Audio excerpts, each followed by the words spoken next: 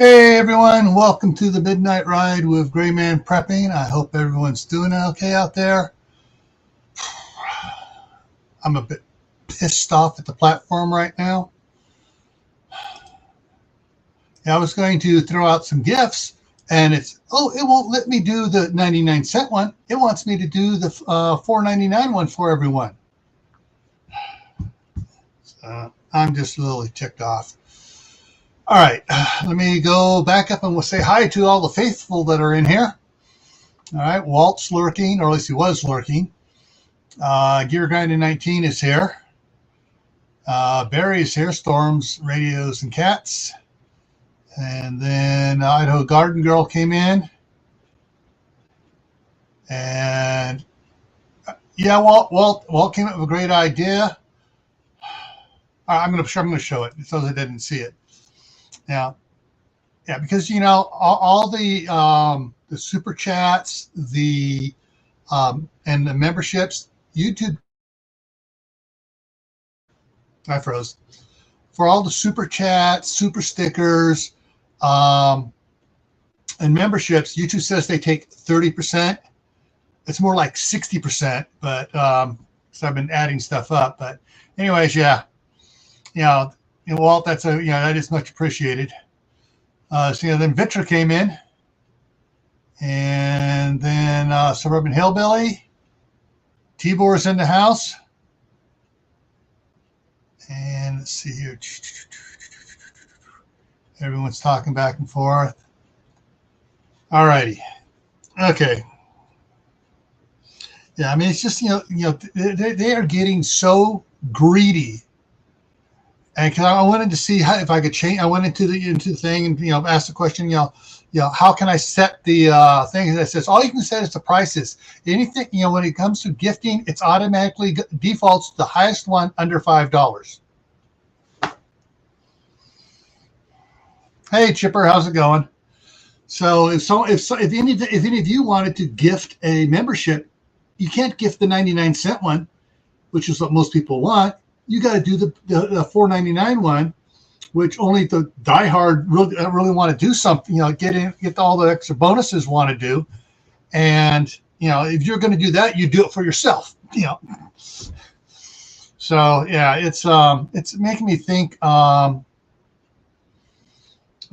everyone think about this. I'm thinking about getting rid of the top two memberships and just go to the 99-cent one only, and say screw the greedy bastards. Either that or just totally turning off memberships and just trying to do stuff for you guys without memberships.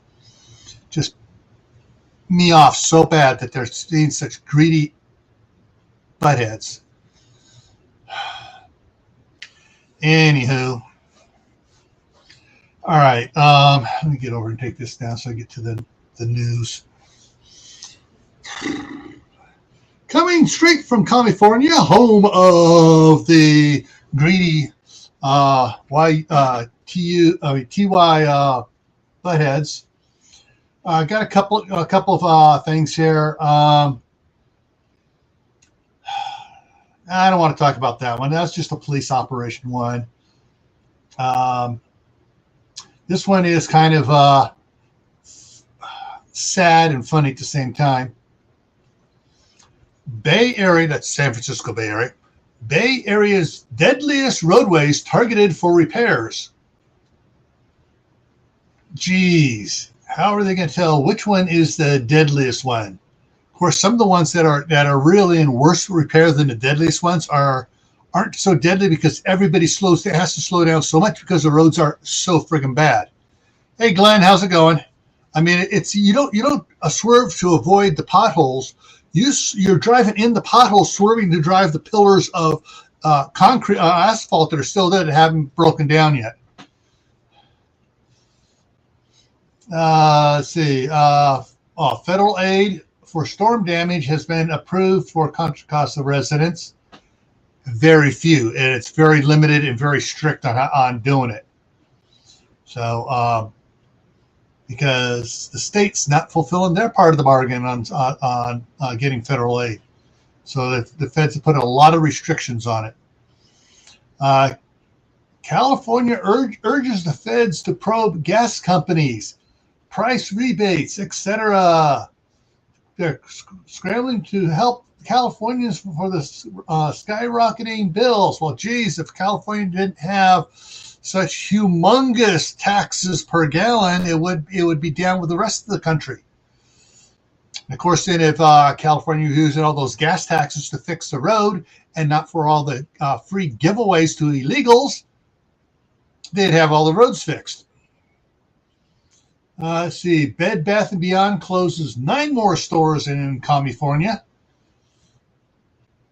Company gets ready to shutter all stores in California because of the yoke of oppression placed on them by the demon rats. And here's a stupid one. Housing advocates target Bay Area cities, file lawsuits. Yeah, they're filing lawsuits against the cities for not enacting rent control. Hey, it's the people's property. If they need to make some money on it and they need to charge a certain amount to make money, rent control just makes them take it off. Rent control just makes them take it off the market, and that screws all the people that are trying to find someplace to rent. Hey Jay, how's it going? Some of these idiots just don't see the real consequences of their actions. Anywho, hang on, let me drop it down there. All right, there's the link for any of the anybody that wants to come on up here. I do have one other news thing here. Actually, news is an email I got from Johnny Seeds. Johnny Seeds is does webinars on different plants and stuff. They just had one on flowers and stuff like that. This one is coming up for next Thursday, I believe. Let me double check. Open it up here. Next Thursday, the 16th. It's at 2 p.m. Eastern time, and it's a cut lettuce one cut lettuces webinar for insights and techniques for small farms. So it's no one on talking about this, but basically one cut and you're done with it, and that's it. Actually, Barry, there were some cool things at Bed Bath & Beyond. And my wife liked some of the stuff they had there and stuff, because they, at least the ones in Pleasant Hill and Walnut Creek, bucked the trends of some of the other stores, and not everything was very expensive, and they were always sending out coupons, like 15% off, 20% off, 25% off coupons. So she liked it.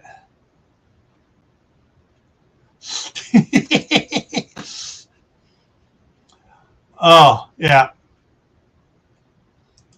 And that brings up the fact that Dick's Sporting Goods, which is known for having a big selection of pew-pews and Freedom Seeds, opened a store up here inside the Grand Teton Mall where Macy's used to be. And the mall owner said, "No, we don't want you selling firearms or ammunition." And the store is struggling because that's what everybody around here likes, is fishing, firearms, and ammunition. And their fishing section is practically squat. And their archery section is practically squat because the mall managers didn't like the amount of square footage they were given to fishing and archery. And a lot of their other stuff just ain't selling.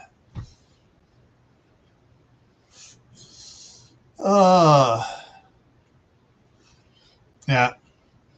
All right, so I talked about the webinar. To see if anybody wants to, I'm trying to see if it has a thing on it here where I can Post. Let me see if I do this. Try this. Okay. Not sure how big this link is going to be here. Oh, that's way too big. Not going to work. Let's see. Is it going to post it at all? Someone see if they can, if that link works. Oh, it split it in half. Okay, so I'm just going to go ahead and, so I'm not sure. The first one's short, and the second one's the second half of it. I don't think it's going to work. Let me see if I can narrow that down. Okay, yes. Okay, I found the smaller one here. Yeah, this link might work better. If you're interested in the in that link,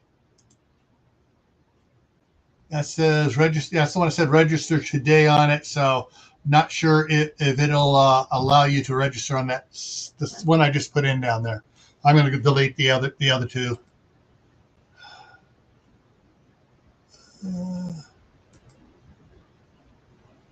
And remove. There we go.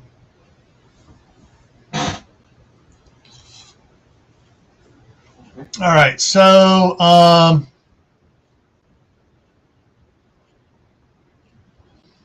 right. So that's the last URL that's in there.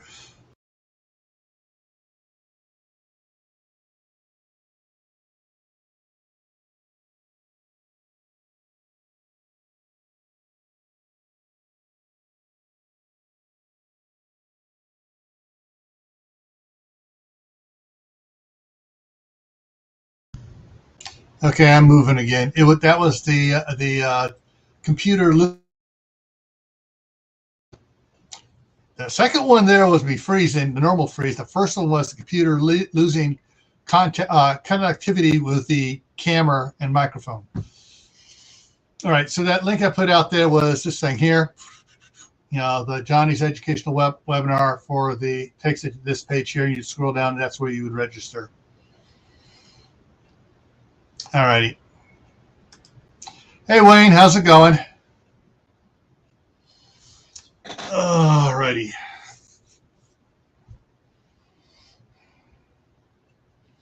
So, hey, John's Life, how's it going? Yeah.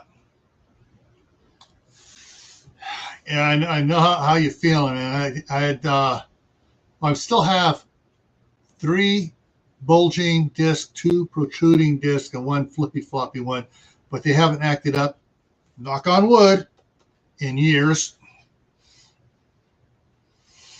So anyways, yeah, and I just started I didn't do a video on it because I just dropped a couple seeds in my tray where I with the wet paper towel where I start seeds.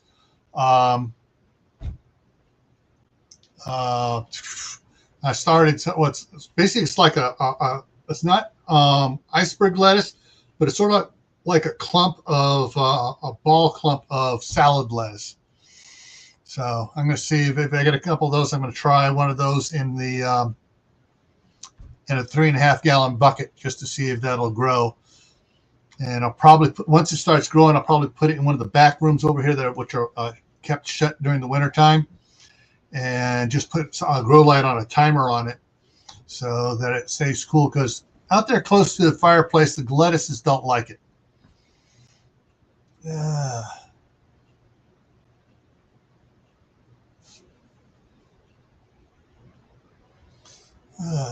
Oh. Okay, so Gear is ordering stuff. Cool. Lunchbox peppers from Johnny C. So Gear, you're going to get the email about the webinar series anyways.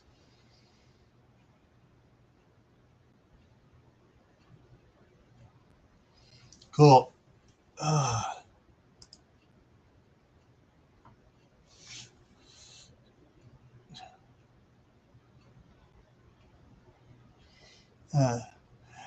No, it's not exactly like iceberg lettuce. It grows in a kind of but it's all loose. It's all loose leaf, but it kind of grows up and it kind of looks like looks like a, you know, instead of being, it's not like romaine, and it's not like the Grand Rapids. It's, you know, more clumped together.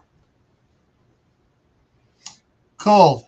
Yeah, my wife has tried a couple potatoes a couple times, and she got a bunch of smaller ones this last year, mainly because the Great Nuisance dumped all the water from the reservoirs in December of 21.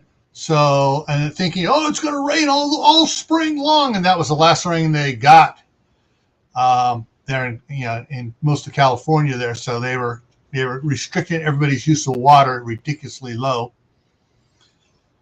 Yeah, I'm on a grumpy terror. You know, somebody make me laugh, or come on up here. Let me throw the link down in there again to come on up here. And of course, there are a couple that I emailed it out to a couple of people. Of course, nobody's seen Bob come in yet, have they? Somebody say something bad about Bob and he'll pop up.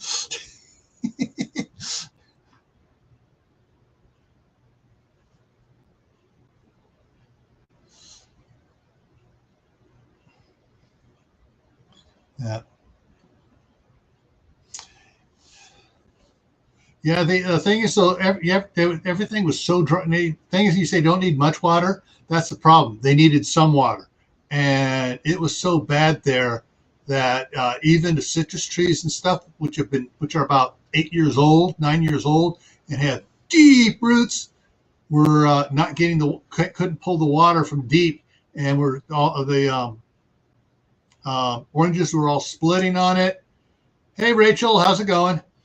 And my wife's pomegranates, they all split on that pomegranate tree. The apples were a lot smaller than normal.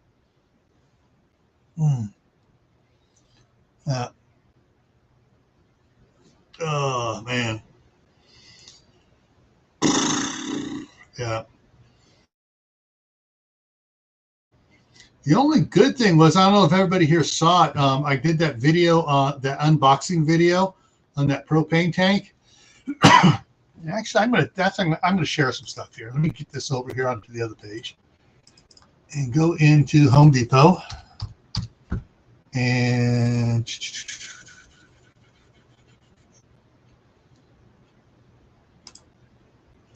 it's, you know, their little thing of resume your journey doesn't work. There we go. It's supposed to take you back immediately to your last thing it was, and it's not here. So, propane.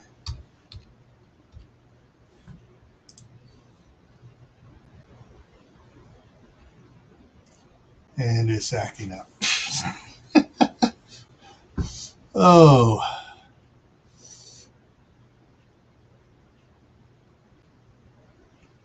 Propane tanks. Come on, let's go get into tanks. Okay, so I'm going to run show you the prices here. All right, so the Worthington empty propane tank is $59.98. Forget the little ones. An exchange, that's exchange. So that means you're dropping off an empty to get a full one. Don't worry about that. Here's the one I got right here. $166.94 for a 100-pound empty propane cylinder. Okay. Scroll on down here a little bit. The American gas, to purchase it from the exchange bin, with just to purchase it so it's full, is but no exchange, you don't have to drop one off, is $68.47 for a 20-pound tank. The Flame King 5-pound cylinder is $53. That's the same brand I got my big one in. The Worthington 100-pound is $254. That's about 98. No, that's $88 more expensive than the one I got. The Flame King 40-pounder is almost as expensive as the one I got. It's $139 where mine was $166, but mine was 100 pounds. This is a 40 pounder. The 30 pounder is $79. 20 pounder with the empty gauge cylinder with the gauge on and stuff is $58. And that's a special heavy duty one. It goes on one of those floor buffers. You don't want one of those. This 60 pound one, Flame King 60 pound, exact same build as mine, but only 60 pounds, costs more than the 100 pounder, $234. Maybe because people want to get more. I mean, that's, try to get a lot of those. And they got these 40 pounders on wheels and other ones. And here's a $249 100 pounder. So, yeah, I mean, and the way they're built differently, like this is one of those horizontal ones, $713. Yeah.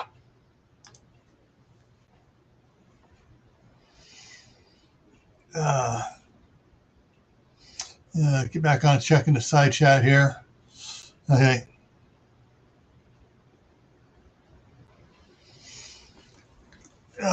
Anyways, yeah. So, yeah, if you're thinking you're going to need to get some propane and you don't want to keep going, get a bunch of small ones, and you can handle the 100 pounder.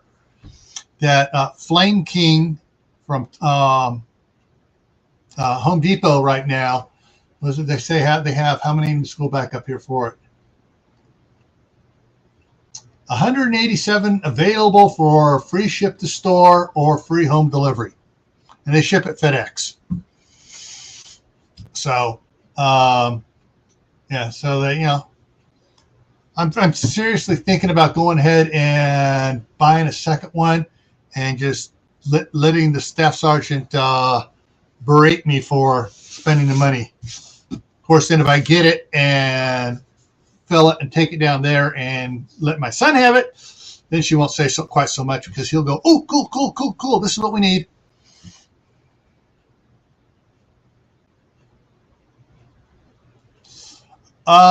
You wonder how much it would take to fill up a Tractor Supply. Well, let me take a look. See here. I'm not sure if it's the same price everywhere, but let's see. TRACT, Tractor Supply. And see what they say about propane fill-up. Propane refill.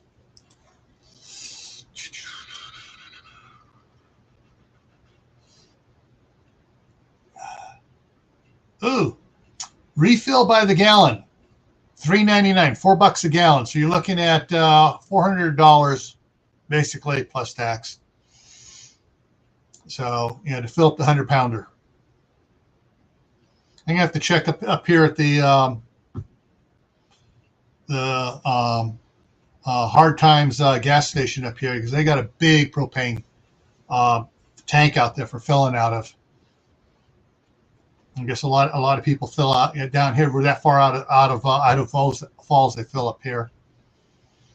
So it may be, if it's it may be cheaper. I may just go over there and fill it up there. No thanks. Yeah. Hey, man, I look at it this way. If I fill that sucker up once, and all I have to do is fill it up once a year, and it gives me all I need to keep the shop from freezing in there and make it semi workable in there. Yeah. It might be worth it. But most of all, I would like to probably get a second one, so I have two of them and just fill them up and keep them in for storage, and then just fill the smaller ones from the big one. It may take a half an hour for it to bleed off, fill up the other one. I have to turn it upside down so it fills right. But yeah.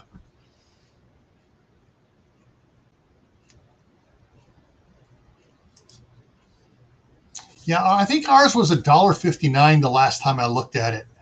I'll have to go there and check it out.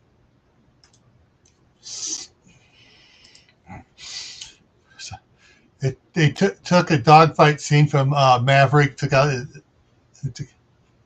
replaced it with a Chinese spy balloon. Oh, I saw one where Snoopy was up there shooting it down. I couldn't. It wouldn't let me save it. Oh man, that would have been so great to save that one. Save it and convert it into. It was a short one too, and convert it into a GIF file. So you know, it was about 15 seconds.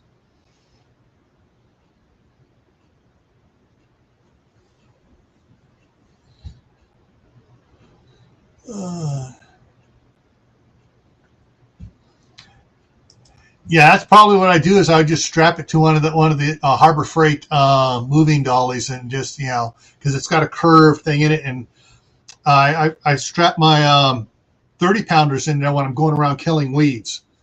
Yeah, don't tell Courtney that I do that.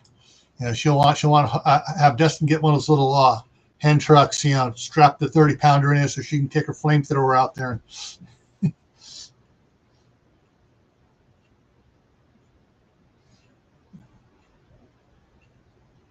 Okay, they're talking firearms in the side chat here.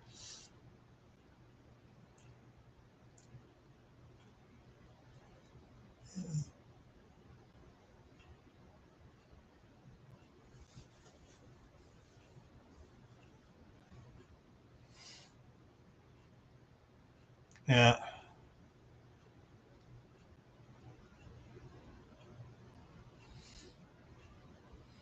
Yeah, most of the 12 gauges up here at the different stores are 18 and a half. And the 20 gauges and the 410s.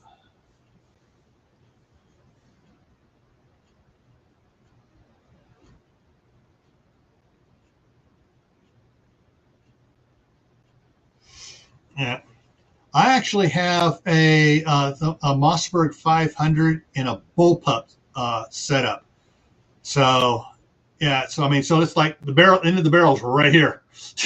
I mean, it's like even though the barrel comes back farther, and it's got the trigger mechanism all back here next to your shoulder, and it has a little rod that goes back to it for the trigger. But yeah, I mean, that's when you get in the brush, you can move around and in tight spaces, and there's nothing, stopping. The only thing I don't like about it is this, it's awkward because the pump's so close to you.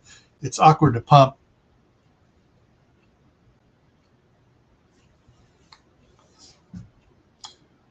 Yeah. I'm not sure if Tractor Supply carries them. I know I got one up here at Cal Ranch. I know they don't have them out west there. I mean, out east. But they're like Idaho, Oregon, Washington, California, Nevada, and they had one. I mean, it has like a 6-foot handle on it and a 15-foot hose.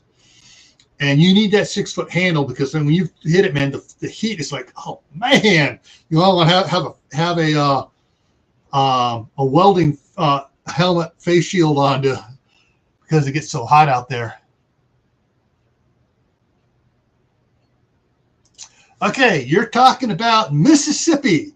Is the name of the character played by James Caan, and yeah, safest place to be behind him is when he fires it. Mossberg has some. They call it something else, but basically it's a little short. It's a whip. Basically, it's a whippet gun. Is what they used to call it for stagecoach drivers and marshals and sheriffs and like that. Because basically it cut off on the pistol grip and have the had a little swivel screwed into the grip there. And you just hung by a leather strap on your shoulder. And actually, it's very similar to the let's see here, the Henry Axe, which I like over pump shotguns because you'll see. Hang on a second. Henry rifles.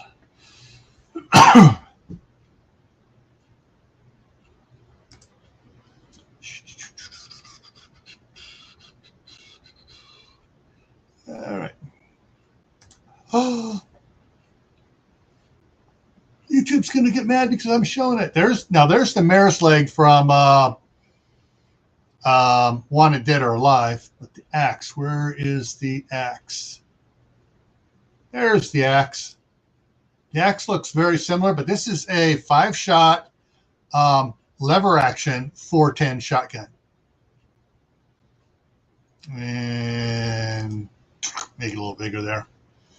But yeah.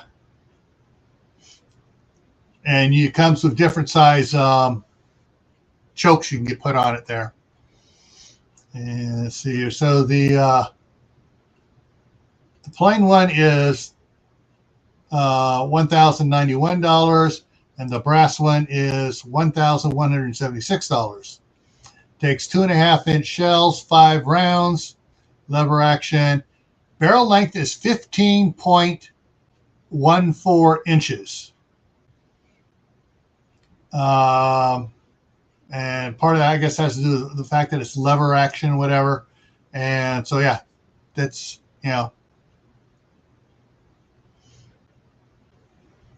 So, yeah, there it is, the axe.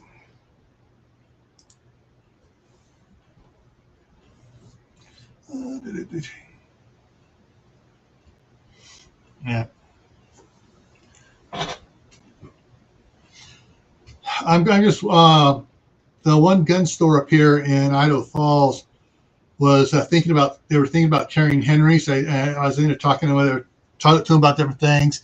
And one of the guys says, yeah, we're thinking about maybe carrying some Henrys. I go, ooh, let me know when you get them, because I will want to rent them rent one on, a bunch of them on the range so I can try them all out.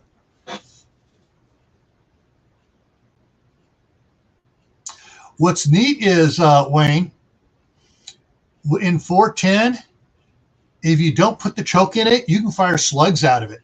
So basically, you're firing a 45. It turns that into a 45-70.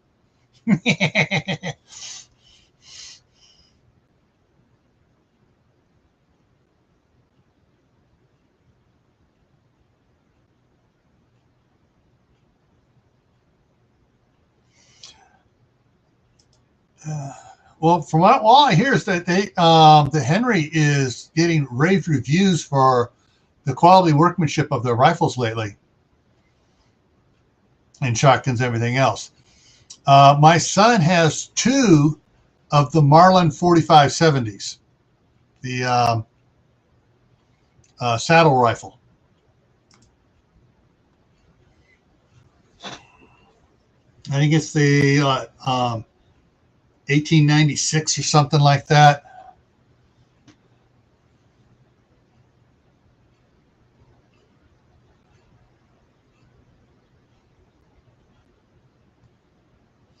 Yeah.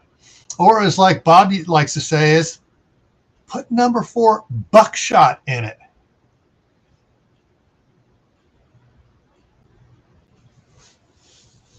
T-Word, that's not saying everybody pays for their reviews. It's Henry doesn't pay for all those reviews. Some of the guys that test them out, the one guy says he was expecting to be cheap junk, and he said it turned out to be pretty good. And he usually, he likes tearing down all firearms. Find everything wrong with them. One of the guys I can't remember who is it. Crap.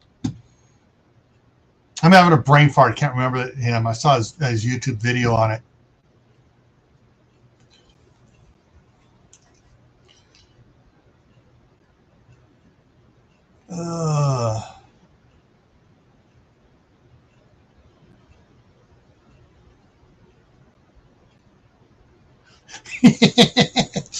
It also depends on the barrel length too. A lot of the recreation sharps and stuff, they have it down at the 32 inches.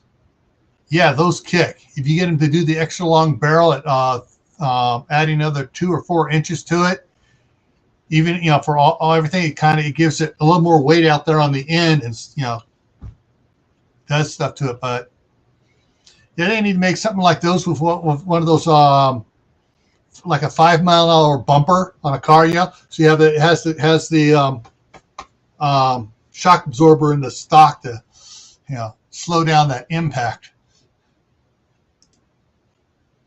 But then they'd call it an assault rifle instead of a lever action rifle. Yeah. Oh, man. Let's see here. Let me go ahead and kill that page. And let's see where we are. Oh, man, I'm way behind. I haven't updated my weather in a couple days here. Oh, we don't have snow until Monday night. And then it's a 30% chance with 30% chance of snow mainly after 11 p.m. Tuesday is 50% chance of snow. They're not giving any things of more than an inch. And then we go back on Wednesday to partly sunny, highs near 26. Yeah. Yeah, the one that's on Tuesday with 50% chance of snow says the high is near 26 as well. When it's that cold, generally, we don't get much snow. It's when it's up in 28, 29, 32, 36. I don't get a lot of snow.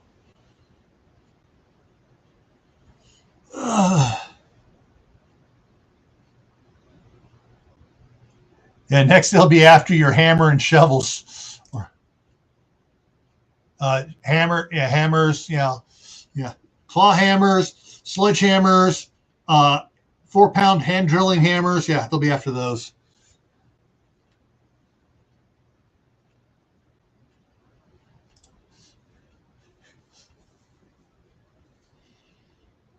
Oh, what was it? There is a single shot pistol, and they also make a carbine for it that takes the 50 caliber Browning machine gun round. And when it twists back off, you put it in there, and you can hold it up closer. You can hold it out here and pray to God it doesn't whip back and hit you in the face.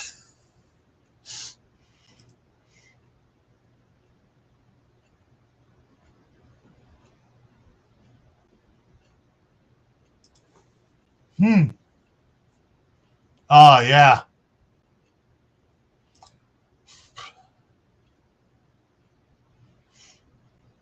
There's a friend of mine, Mark Phillips. He's always posting stuff on my Facebook feeds and stuff, and I comment on a lot of it. He posts a lot of these old photos of different things and stuff, and finds a bunch of the old ad signs and stuff, and he'll post these. This is what it was back in the early 40s, or this is what it was in the 20s, in the roaring 20s.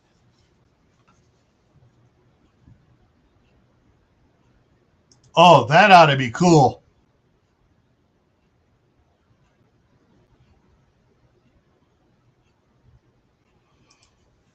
Ooh. Oh, man.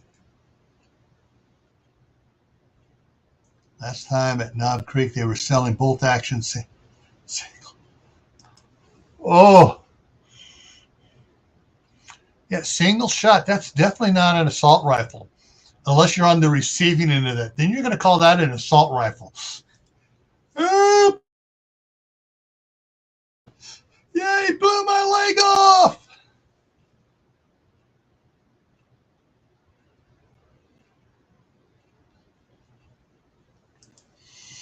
Yeah, I would like Henry to make some, or, the things with Henry's magazines, as far as I can tell, I can't find anything larger than what Henry makes for it, and nobody making any aftermarket ones for larger magazines.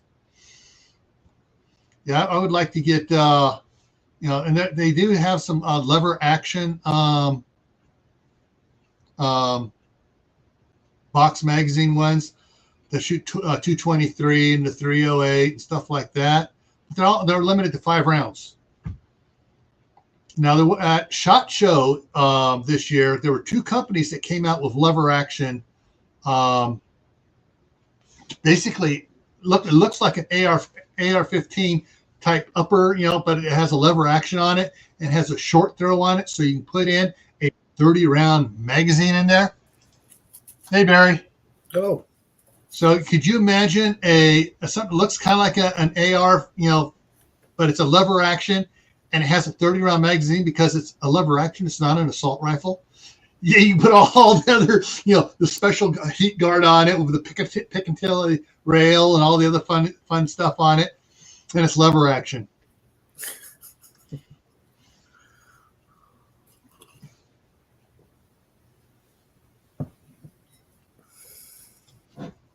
Yeah.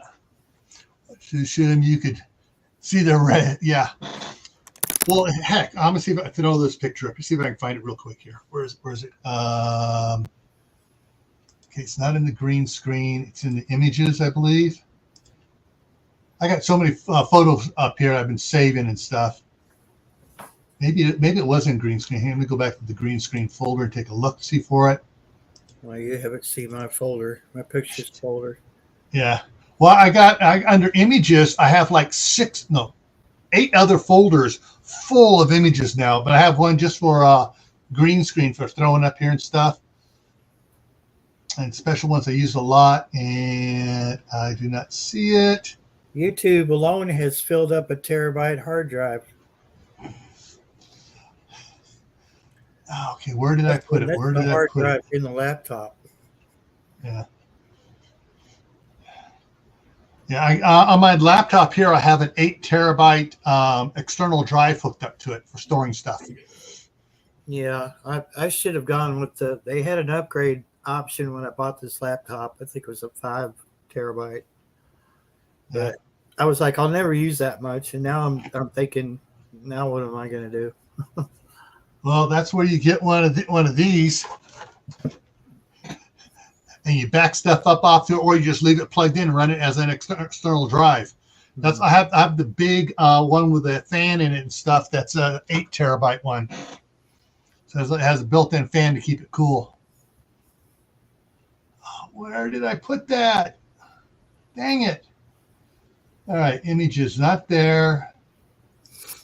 It's in this folder here.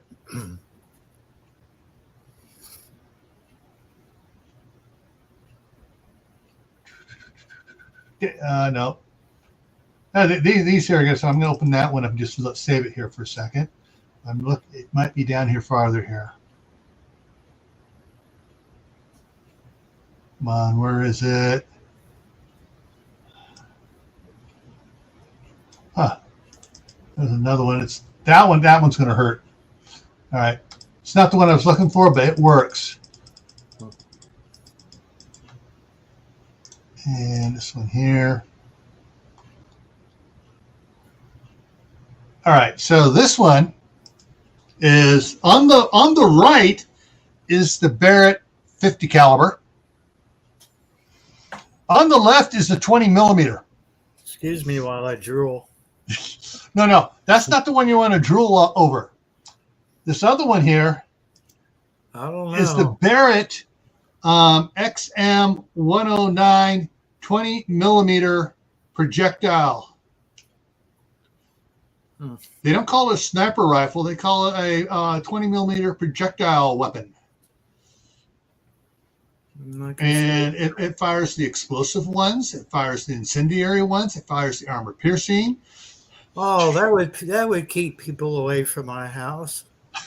Definitely. Now, oh, you're going, Barry's crazy. He's shooting flames and everything at us. Oh, yeah. The 20 millimeter one. I couldn't find the 30 millimeter rifle I had up there from Lete. But, yeah, that's 20 millimeter. Man, I think back in 7th grade, and we were shooting black powder rifles. And it was part of a I think it was something. It had something to do with pioneers, And today we're going outside, and we have a surprise for you. And they had these long black powder rifles, and needless to say, the teachers kept saying, "Are you not listening to us?" And we're like, "We can't hear you. Our ears are ringing from like powder rifles." And Yeah. they were ringing by the time I got on the bus. It finally stopped. All right, here's one for you. I'm joking, but here's one for you.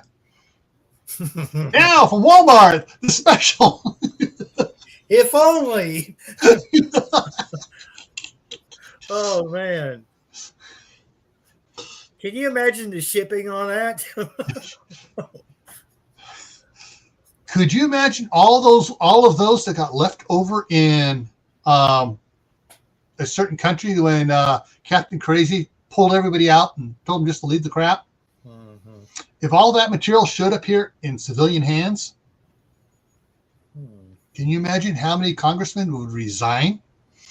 Yeah. I'm done. I'm out of here. Next sucker.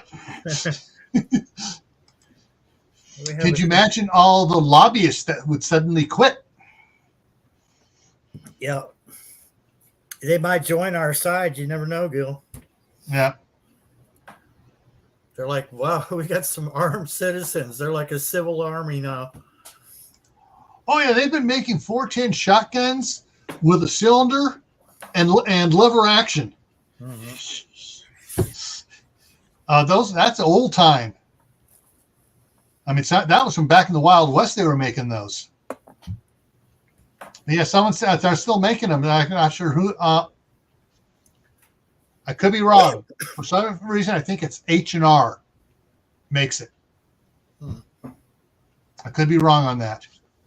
For some reason, that popped in my mind and stuck there. That H&R is making the 410 cylinder rifle. Where's the other one? That's cameras. How many? New folder. It didn't show up there. Let me scroll down here slowly. See if it's in the main one here that I somehow missed it.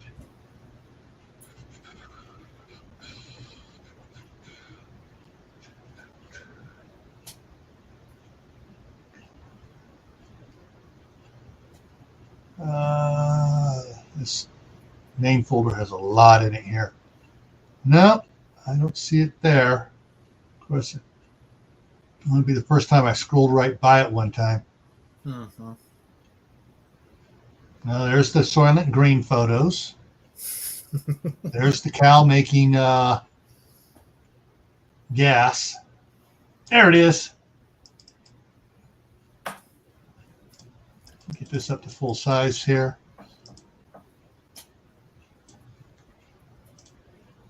There you go. 4.7 mile. Jeez. Onto a 12-inch target. Yeah. However, that's a supersonic ammunition. If you go to subsonic, it only goes out about 2.5 miles. Gil, it's only 150 feet from my house to the end of the driveway. I think that might be overkill. But instead of a solid shell, you put in a wax pack of number 4 buckshot, about that long. That would be a defoliant round from Vietnam. Yeah. My cousin told me that they had the tanks that had defoliant rounds in them. Basically, it was for the tanks was a big shotgun shell, and it just shredded everything. No explosive, just shredded everything.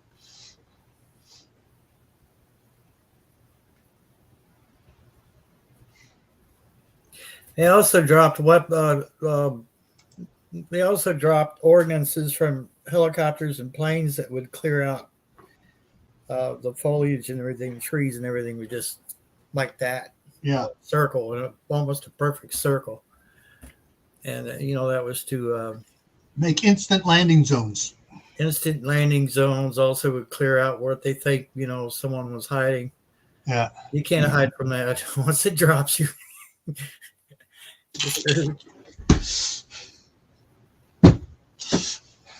Jay nailed it. Well, if you saw the angle of my driveway in relationship to the the road and the junkies coming up to my driveway, and I would have to be pointing at an angle downwards. If I miss them, I'm tearing up the pavement on the road. Like I said, take out the solid slug, load it with a wax pack thing of number 4 buckshot. The shoot, I had a squirrel moment. I was thinking of something there. I'm going back in my mind over our conversation. What maybe it'll inspire me again. Shoot. But LZs, we're talking about that.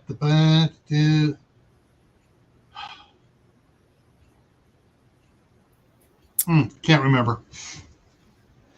But I did think of something else. My nephew was in a certain branch of the military. I'm not telling you which one it was.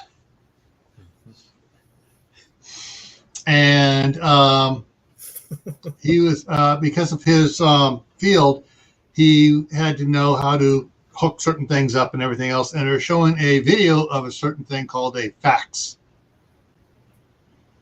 And with the one that the Navy was using was dropped high over a wooded area. And as it got down to so close to the ground, it went and spread out. And when it got about 20 feet off the ground, the entire thing ignited. Seems like a and when the time it got done, the 12-inch and 18-inch trees were about as big as your arm and about as long, left standing on the ground. Jeez, I think Dad just to cut some wood out here. That'd be. But it just burnt everything. Yeah. And he goes, after I saw that video, I didn't want to even see that stuff around any of the planes I was working on. Jay says that is good too. Storms, bad walking service. They trip, break their legs trying to approach. I think these junkies would just keep they'd be like zombies trying to make their way to you. They got they would fall down, roll over, stagger back up, and keep on coming. Mm-hmm. One leg just kind of barely hanging on by a piece of skin. Yeah. Hang on. Do I have one in here? Hang on. Let me look here.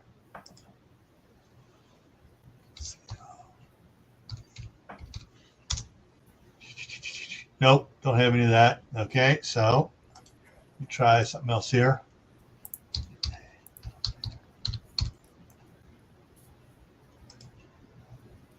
Nope, I don't have any. It's on the other computer. Dang it. Oh, well. I had a good one of a group of Walking Dead. Yeah. Oh.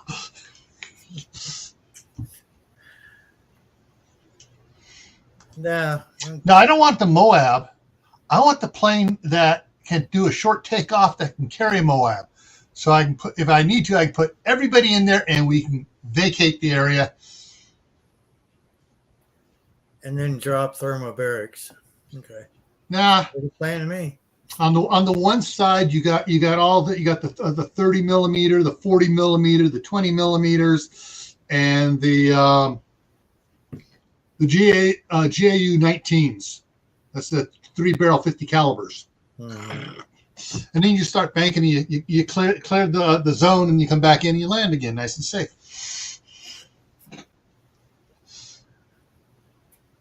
Better yet, just I'll park an A10 Warthog up here on top of the hill on a platform that rotates, and I told you not to come back. One of my cousin's buddies they called them Ordies, ordnance guys. At like my home said the workplace, man, I got him in trouble. But these guys in their spare time were always designing shit, just to design shit.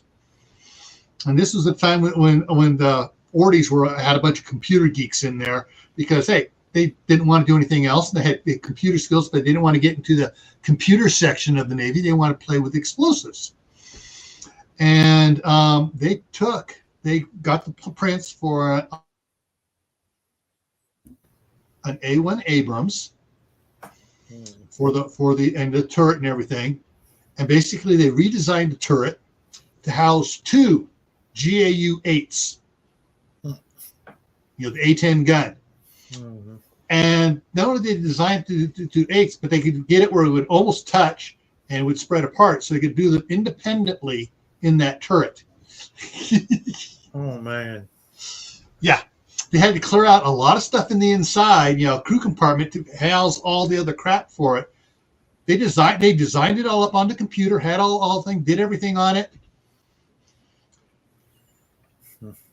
They never sent the file. Oh, here's Bob.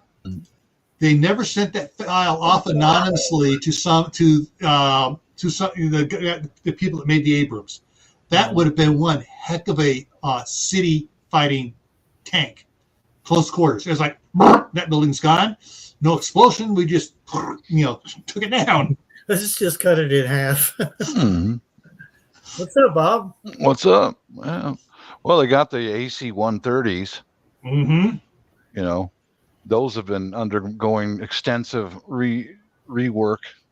When they started coming out with those in Vietnam, they were lined with guns. They were 7.62 miniguns, like 2 or 3 and then a 20 millimeter, and then they were using a couple of 40 millimeter Bofors, and then a 105 howitzer in the tail.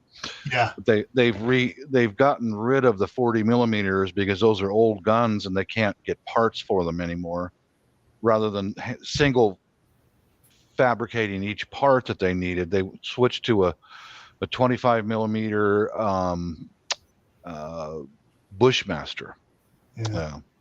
That thing's made for doing exactly what you guys were just talking about. It just take out anything. In researching for one of my books here, I was going through all the C5s, the C-130s and stuff, and they were talking about I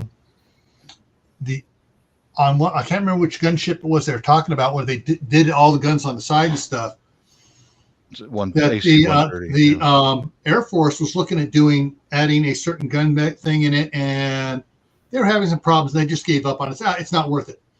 And the Marines took that and went and took all that information, because the Air Force didn't want it anymore. Oh, sure, you guys can go play with it.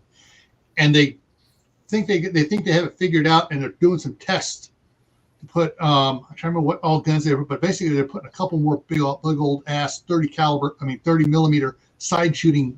Not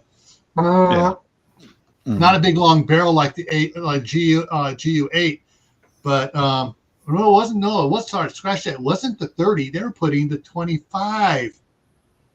Yeah, the military's going to the 25 millimeter. A couple of those, one in front of the wing, one behind the wing. Mm-hmm. Well, the Air Force has already got all that stuff. Well, the Air Force didn't do it. They were looking at it, and they didn't have what they were doing, and it turned out to be too much of a hassle. Is to put it all and make it work. They say it's not worth it. And so the Marines are working on it.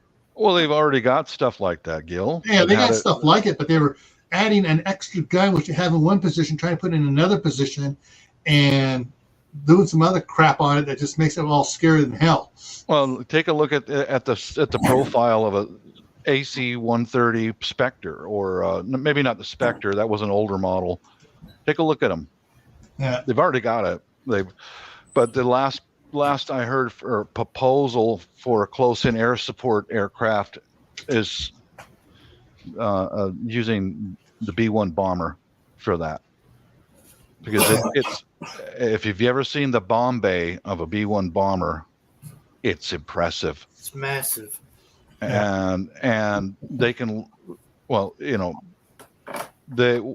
think one of the reasons why they want to use the B-1 bomber to replace the C-130s is it's supersonic. Yeah, that thing can fly faster and it can get to the guys on the ground right now. It has a slow stall speed too because it's all wing, doesn't it? Well, it's the wing sweep. Oh, all right, the B1. All right, the B1, not the B2.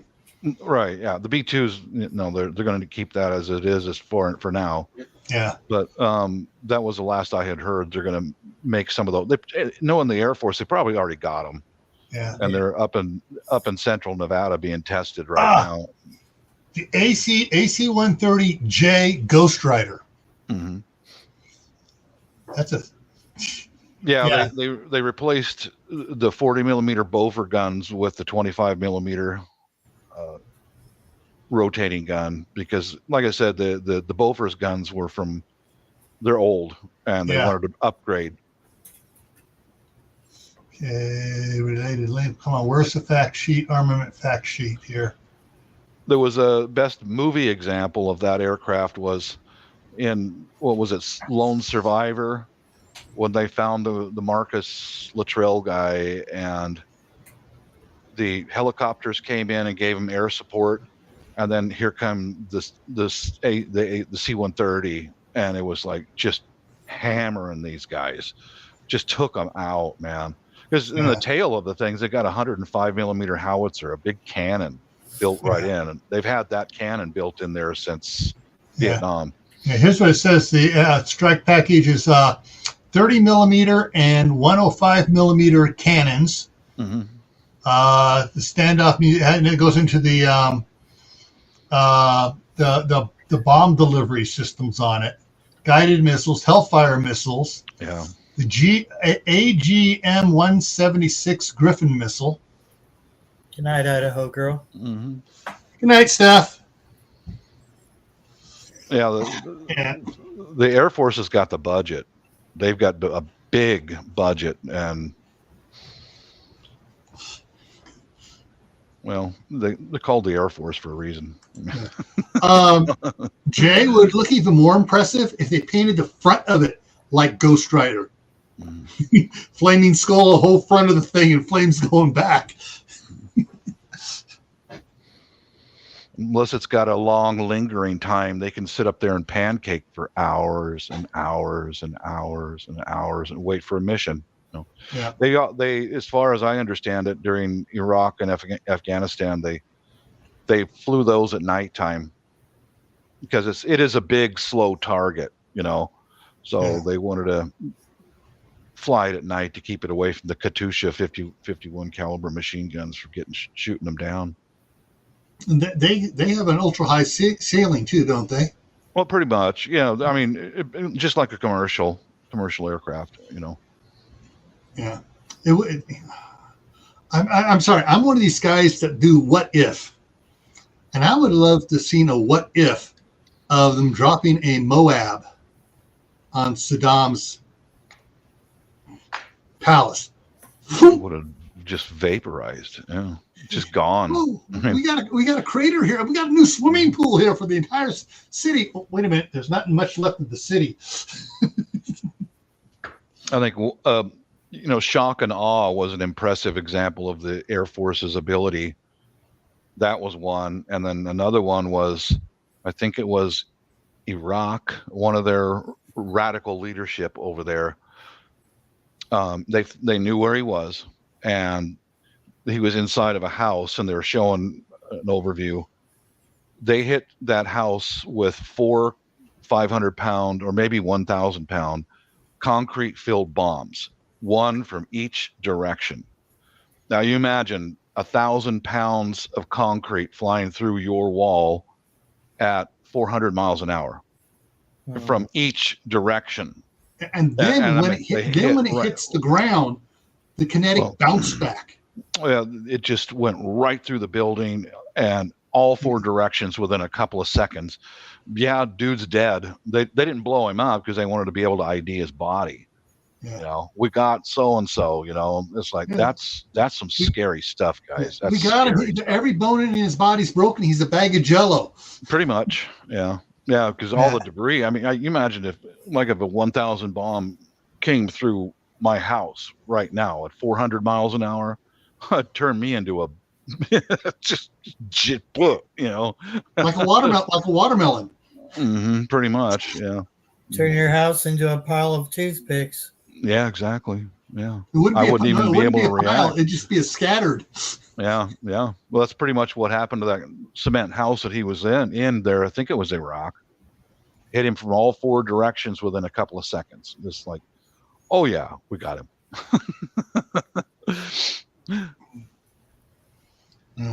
Yeah, they had in Vietnam. They had a bomb called the Daisy Cutter. They dropped those out of the back of the C-130s, and they would use that for helicopter landing pads. They could just blow down. What do you call it? The jungle. Yeah, just blow it right down to the ground. Bring helicopters in for the infantry to come in.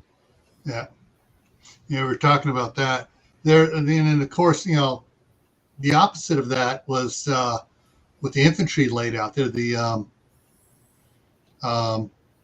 pop-ups. Mm-hmm. Oh, yes. You step on something, all of a sudden it pops up about and things just things just shot out. Yeah, what I understood. Then there was the mama bomb with all the baby bombs that did the same thing. The bomb would hit and shoot up these other ones, just out, scatter them out, and they'd all detonate, all around. I think I knew a guy. He was in Vietnam. He was Air Force, and he said that the Daisy Cutter would explode about 6 feet in the air. It would right itself on the parachute on the way down, and it had a trigger, and it would detonate 6 feet in the air, just take down everything. Yeah. Yeah, that's the granddad of the Moab now, is the Daisy Cutter. I can't remember how much the damn thing weighed. It was unbelievable though. Yeah. Yeah, but the Moab, can't. I mean, it won't even fit in a regular bomber. It's got to go out of the back of a cargo plane. Yeah. Mm-hmm. Oh, we're dropping this tank here. Oh, that's not a tank. That's a Moab. Oops. Mm-hmm. Yeah, I remember when they first invaded Iraq, or the second time, they, in the U.S., they showed the Air Force dropping one of those Moabs in Florida, just to let the bad guys know that we can take you out if we want to. We can be selective if we want to. We can level everything you've ever known if we want to. Kind of a propaganda what's so thing. scary is that Moab, when it's dropped in the right environment, it looks like a friggin' baby nuclear bomb going off, because it throws all that dust up. Yeah, I don't remember how much those things weigh, but it's unbelievable. Well, Patriot Prepper, this is the Midnight Ride. We start at midnight Eastern time. Mm-hmm. Hello, and so Patriot. now we're just 1 hour into it. We've gone what, 4 hours or 5 hours the one time. Actually, a couple times we've gone 4 hours just talking about stuff. The one time we went for almost 5 hours, we were talking about gardening. Yeah. I had a good live last night. Virginia Roots did her first live. Oh, I missed it. Yeah, it was a good one. It was the prepping topic. She's a smart lady. I like talking to her.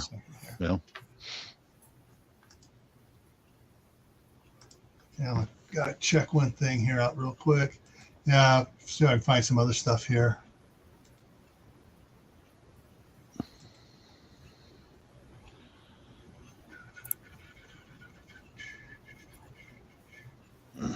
Okay. That Patriot Prepper is not our Patriot Prepper. That's Patriot Prepper Mama. Okay, because our Patriot Prepper added to his name. Okay. Well, welcome, new Patriot Prepper. Yeah. Yeah, gardening's important. You bet it is. Yeah. Yeah. And Bob's going to be all over the gardening this spring, aren't you? Yeah, it's my first time in 10 years since we finally have our own piece of property, but it's going to be pretty minimal as far as food goes. I just don't have the resources. And example is like the dryer just died. We need a new one, and I need fences mended, and on and on. We got a little bit of money is going to go into gardening, and a lot more is going to go into other things. It's like, man, Yeah, I know. It's like after all that concrete work I did this summer, I got to be doing another big pad, not quite as big as the whole driveway, but it's going to be a 45 foot by 26 foot. And then from that 26 foot wide point, it's going to come back at an angle back to the driveway. So I put 2 cargo containers over there on it, have a space in between it to park the riding lawnmower and the tractor and everything. And I'm going to put a roof in between, covering in between to keep the snow off of them. So I can get the crap out of the shop so we can park our cars in the shop/garage. Yeah, I get it. Yeah. But I'm going to be picking up another 10 of those IBC totes and cutting them in half and using them for raised planter beds, actually retaining wall raised planter bed along all that dirt I brought into the backyard there. Hey, fishes! The fishes! Hey! Yeah. I fell down a rabbit hole while watching silly videos that made me laugh. Wife and I do that pretty frequently when she comes home from work. We do that pretty frequently. Yeah. You told me about Tubi. So I've been watching a lot of movies on Tubi, and actually Tubi's getting better than regular Roku. Yeah. Today when I came back, I got back from the city council meeting and got my camera set up ready to download here. I went to turn it on because I'm watching an old TV show from 2005, 2015 called Agent X. Anyways, when it did the Tubi opening thing, and it does a ding and does the Tubi, makes the lettering there. Oh, above it opened up a hole and a rabbit stuck its head down. That's weird. More rabbit holes. Because they've been getting a lot of. That is clever. They're getting a lot of movies that are the rabbit hole type movies and stuff, and it's really good. But I was like, okay, I got to find out more about it because you can tell there's going to be more coming. Yeah, it's called Tubi, Tubi. Yeah, it's all the movies are for free with commercials, but I sit there sometimes if I can find a decent movie on there late at night. And I found out how to skip the commercials on Tubi. How's that? But you got to be quick. So how you get that 10 second or 15 second countdown that pops up there. Ads will start. All right, it gets down to 3 on your where is it here? Come on, I got one here. Okay, so on your remote here, you hit the forward button, which is on the right. So you just hit it once, hit enter, and it jumps forward 8 seconds.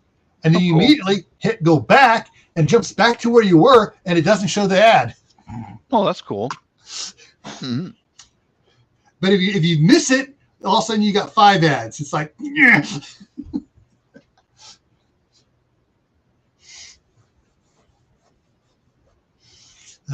Carol, I sent you the link.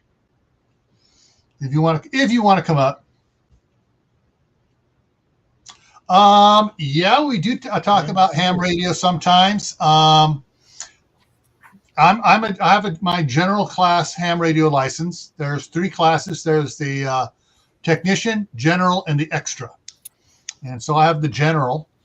And hey, Don's in the house. Hey, Don. WD Glock and Roll. I missed you. You came in up above when I wasn't looking.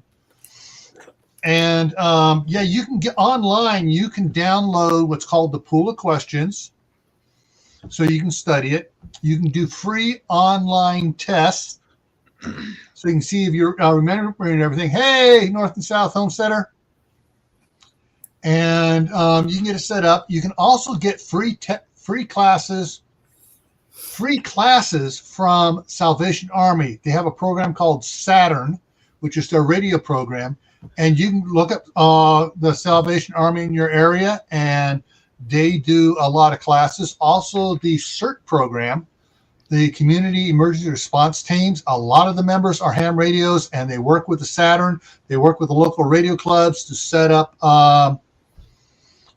classes and stuff for the CERT members. And generally, the classes are free, but you still got to pay the testing fee that's set by the FCC. So it's a set standard fee, and that's going through those organizations, you get it for free. But I can help you as well, Patriot Prepper. I can help you as well. So Barry here is into radios. Yeah. And let's see, there's one. Trying to remember, is it Survival Comms YouTube channel? Shoot. Hang on. Let me take a look. See here. But WD, I run GMRS as well. Yeah. CB, GMRS, and MERS. You guys are speaking Martianese. I don't know anything about that stuff.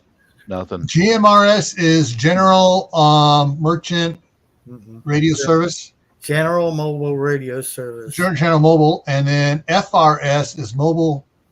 It's family radio service. Yeah, family. They share the same frequencies.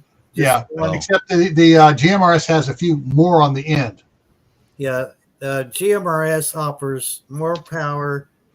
The use of repeaters. You do have to pay for the license. However, there's no test for the license. And they dropped the price to $35. It now covers your whole family for 10 years instead of 5.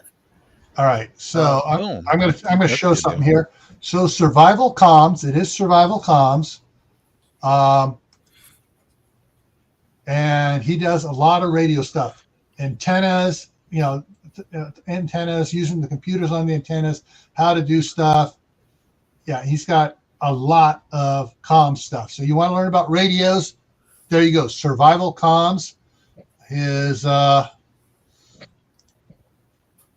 Control C. There's his link, folks. Yeah. And I think it was Bruce Backwoods Law that turned me on to Survival Comms, or no, was it Dave at Southern Ohio Prepping?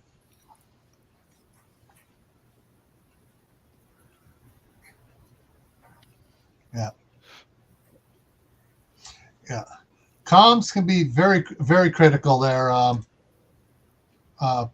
Patriot Prepper. And don't overlook small stuff like the FRS, GMRS, CBs.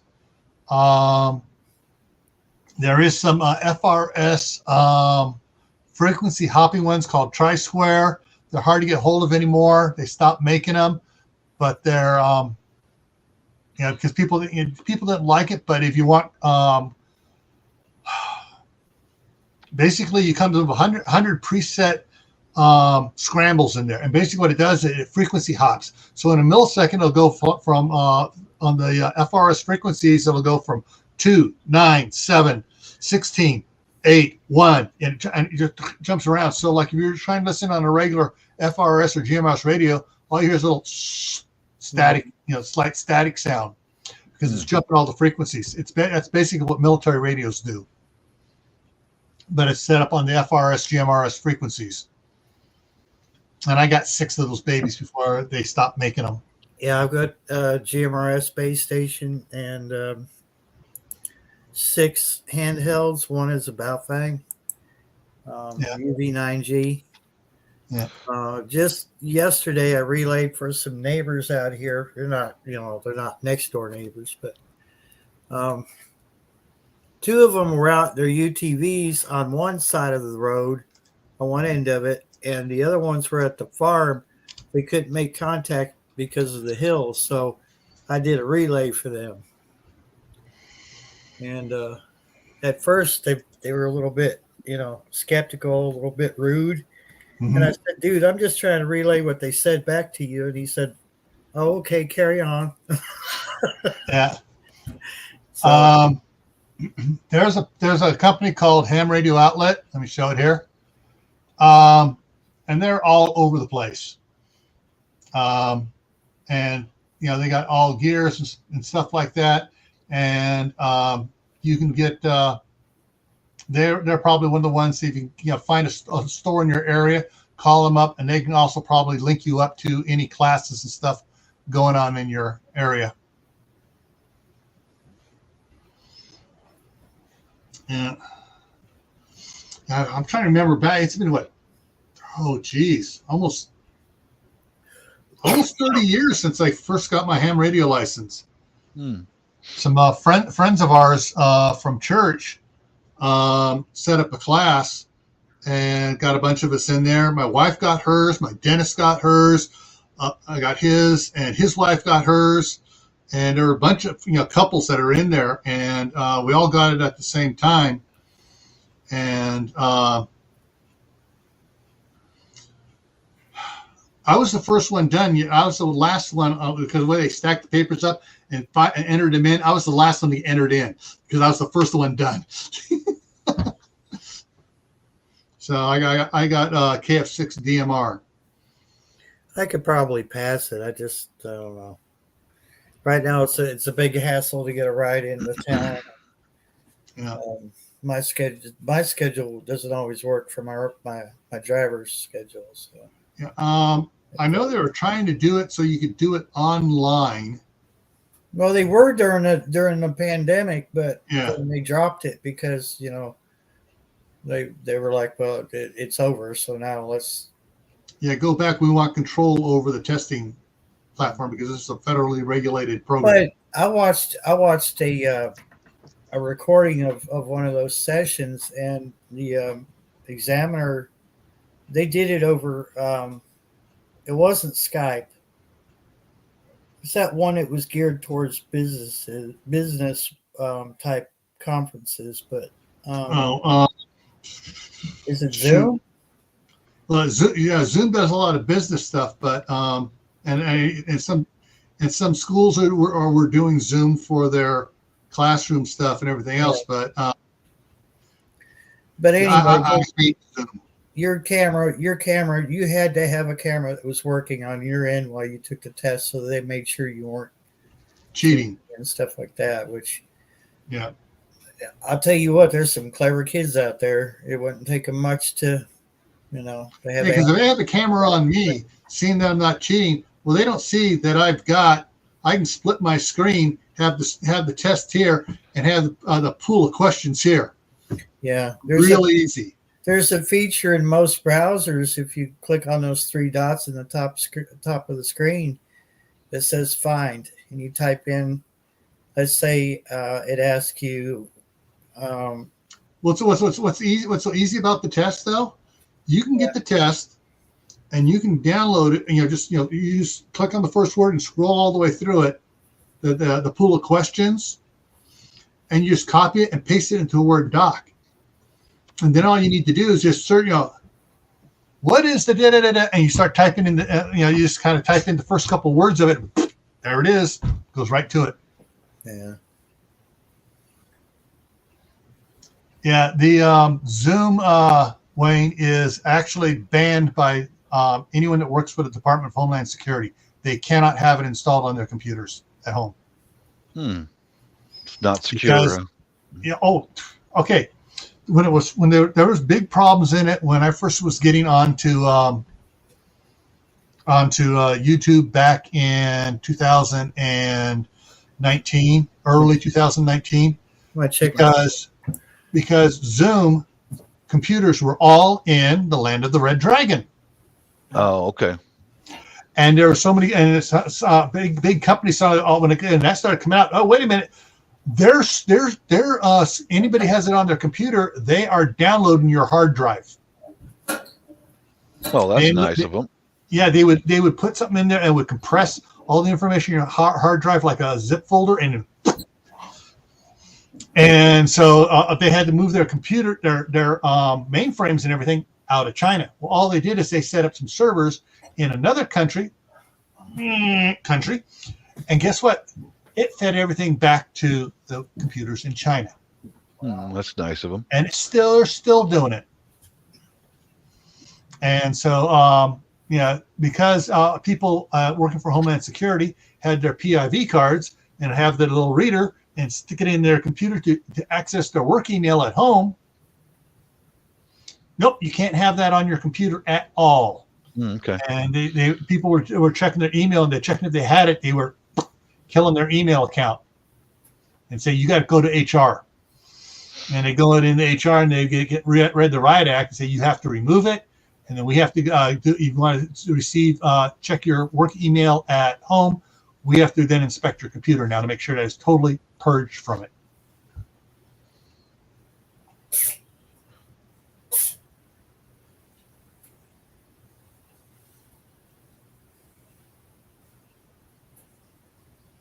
Yeah. Hey, Big Chase. A second here. Searching.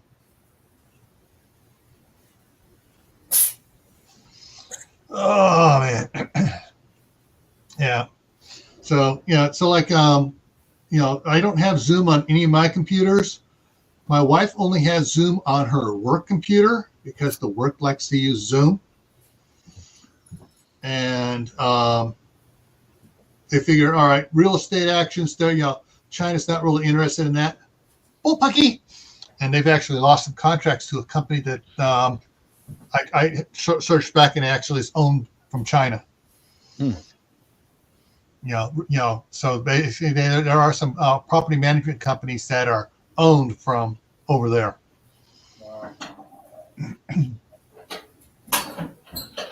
Yeah, as if they needed to send a balloon across. Yeah.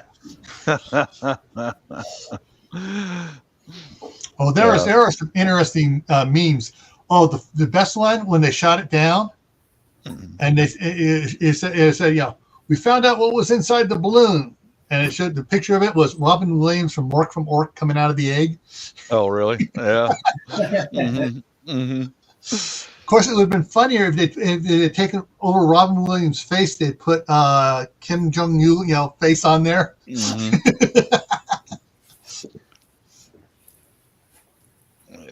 Yeah. Who knows where that thing came from? But I wouldn't even have known anything about it except for one. We were on a live, and I think Virginia Roots mentioned about that balloon. And I went, "What? What the heck? Spy balloon? What a balloon? Are you kidding me?" China admitted it was theirs. And really? in fact, it was so unique that it went over the Air Force Base, Malmstrom Air Force Base in Montana. Yeah. It was over that. It tracked right over it. Yeah. I mean, they already know what's on our air bases. They already know. But the thing, I guess, the balloons, because they can get lower, can actually intercept radio communications that the spy satellites can't. Well, because they're up too high. They probably heard the air traffic control tower or something like that. But yeah, trying to see what frequencies they were on and using and everything else. Oh, the balloon had American parts in it. It was probably the guys in D.C. doing a publicity stunt. Brave Joe saves America.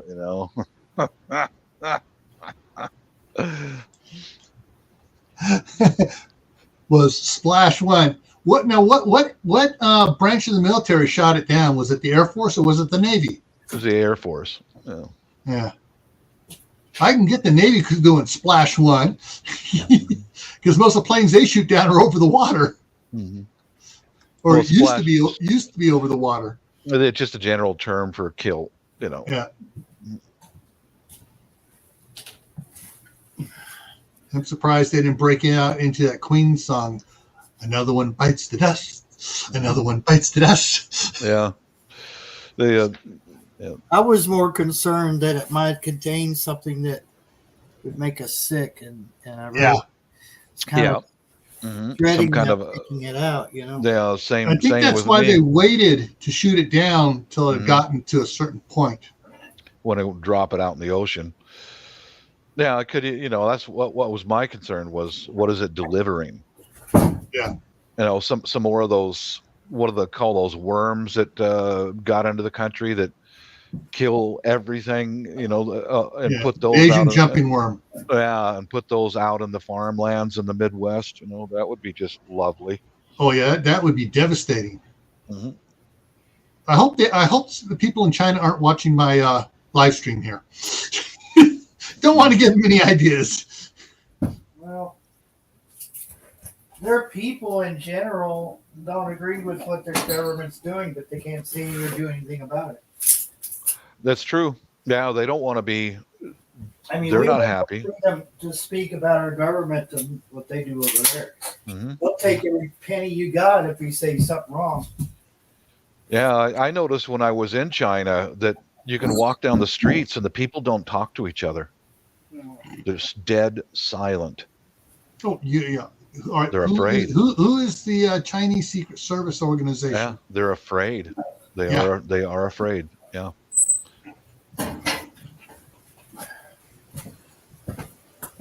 Well, I can't blame them. Yeah. Jay, they were watching to make sure there wasn't something. They were probably hoping that if they were doing a delivery system, and the prevailing winds is blowing it towards the U.S. If they shoot it there, then it's going to spread it out everywhere. But they had solar panels on it and other stuff too. Their income, the citizens' income, is based on social standing. Yeah. Social standing is not towards each other; it's towards the government. Correct. Mm-hmm. Right. All right, Patriot Prepper, that's getting a little too descriptive there. That one, can you please remove that comment? We all agree with it, but please remove the comment because the AI will pick it out and tag the channel here. So, yeah, you can call him. You can use the term Captain Crazy, Captain Kool-Aid. All right. But yeah, don't use his full name in a comment, please. Thank you. Yeah. Yeah. Uncle Al has probably about 24 names for him, doesn't he? Yeah. Yeah. No problem. Hey, Brenda, how's it going?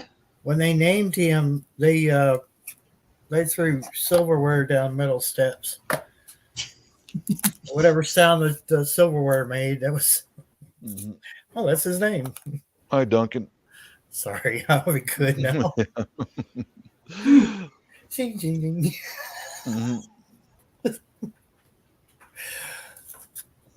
They tried plastic silverware, but it didn't have the same effect. It's not stainless. It's just plastic, cheap plastic stuff.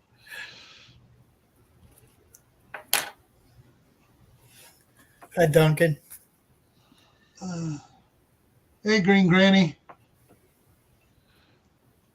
Yeah, it's a. Yeah, he's a. I'm sorry. I mean, just thinking about him and just the political stuff gives me a headache right now.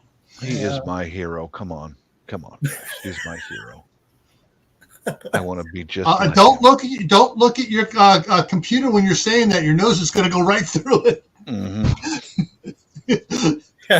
Now you're going to take out an aircraft.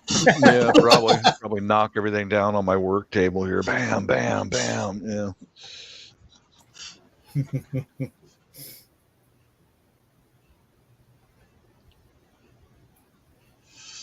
Oh man.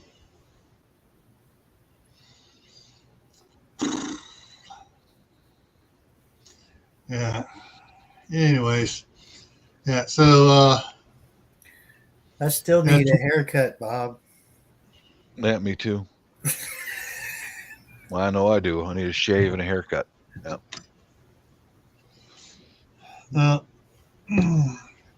It would be a really expensive haircut. Just the trip down there. That's That girl in Venezuela. Oh yeah. my. Ooh la la. Yeah. come on, do it She the Wesley Snipes way. mm, she just plain yummy, man. That's you. Mm-mm-mm. Yeah. Yeah. The way Mm-mm-mm. Wesley Snipes did it in Expendables 3, when they busted him out of the gulag he was in, he takes Dolph Lundgren's big old monster knife and starts cutting off the beard and cutting the hair back shorter. Mhm.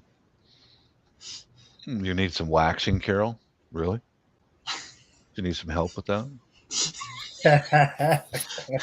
Oh, Well, then. you're lucky she can't come up here right now. Well, just offered my help. That's all. You're reading into this stuff. It didn't take much reading in, Bob. No, that young lady there in Venezuela, she nice dark brown skin, pretty girl. Oh Lord, oh Lord, oh Lord. Yeah, Mrs. said, yeah, you go ahead and go to Venezuela. Just go ahead and go. Drive. Did she say drive the car? It's quicker. Yeah, she said take the car. It's faster. It's quicker. Yeah.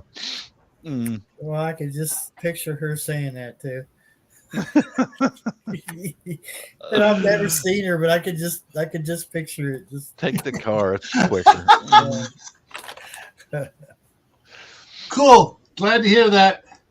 Yay! She got her the pots yesterday. Woohoo! All right, right on.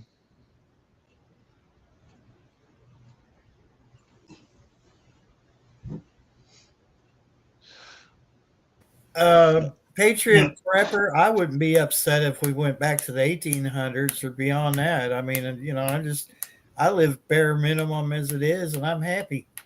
Mm-hmm.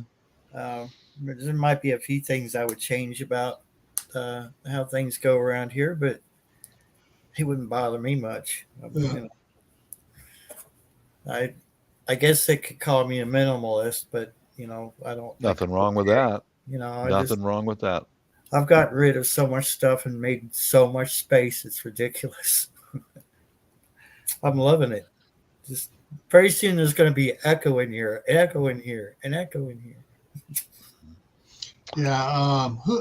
Corsair Trainers has done several videos about the countries down in South America, how they've went down. Mm-hmm. Yeah, well, the reason why we got on that topic of what's that country, Venezuela, was I sent out a couple of videos of a young lady barber from Venezuela, very very cute, very cute. Yeah, yeah, Jay, probably the 1800s. Yeah. Yeah.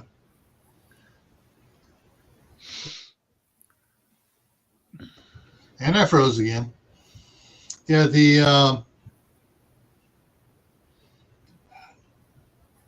one of the things, you know, the EMPs possibilities.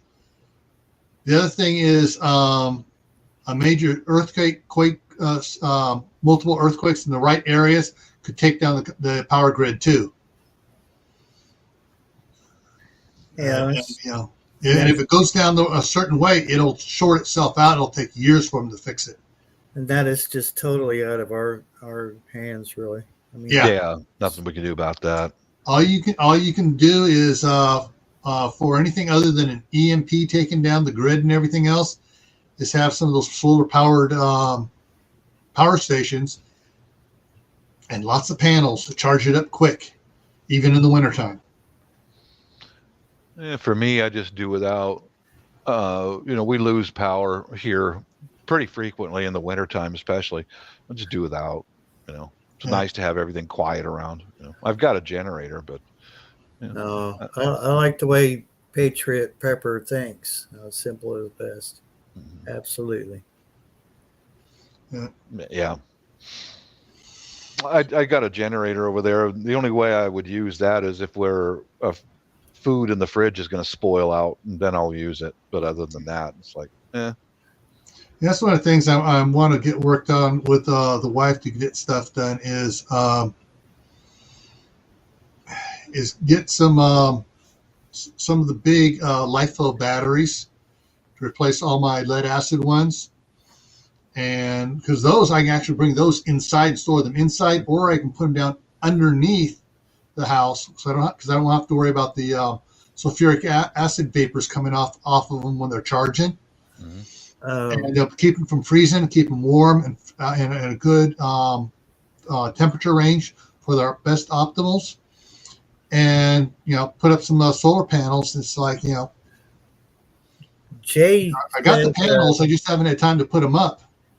Jay said something funny, which is not too surprising, but live streams by Pony Express might be a bit hard to do if we go back to the 1800s. No, I mean, even in the look at the next one. We had ham radio, so yeah. But look at the next one. Write down the message, hand it off to the writer, and go like the end.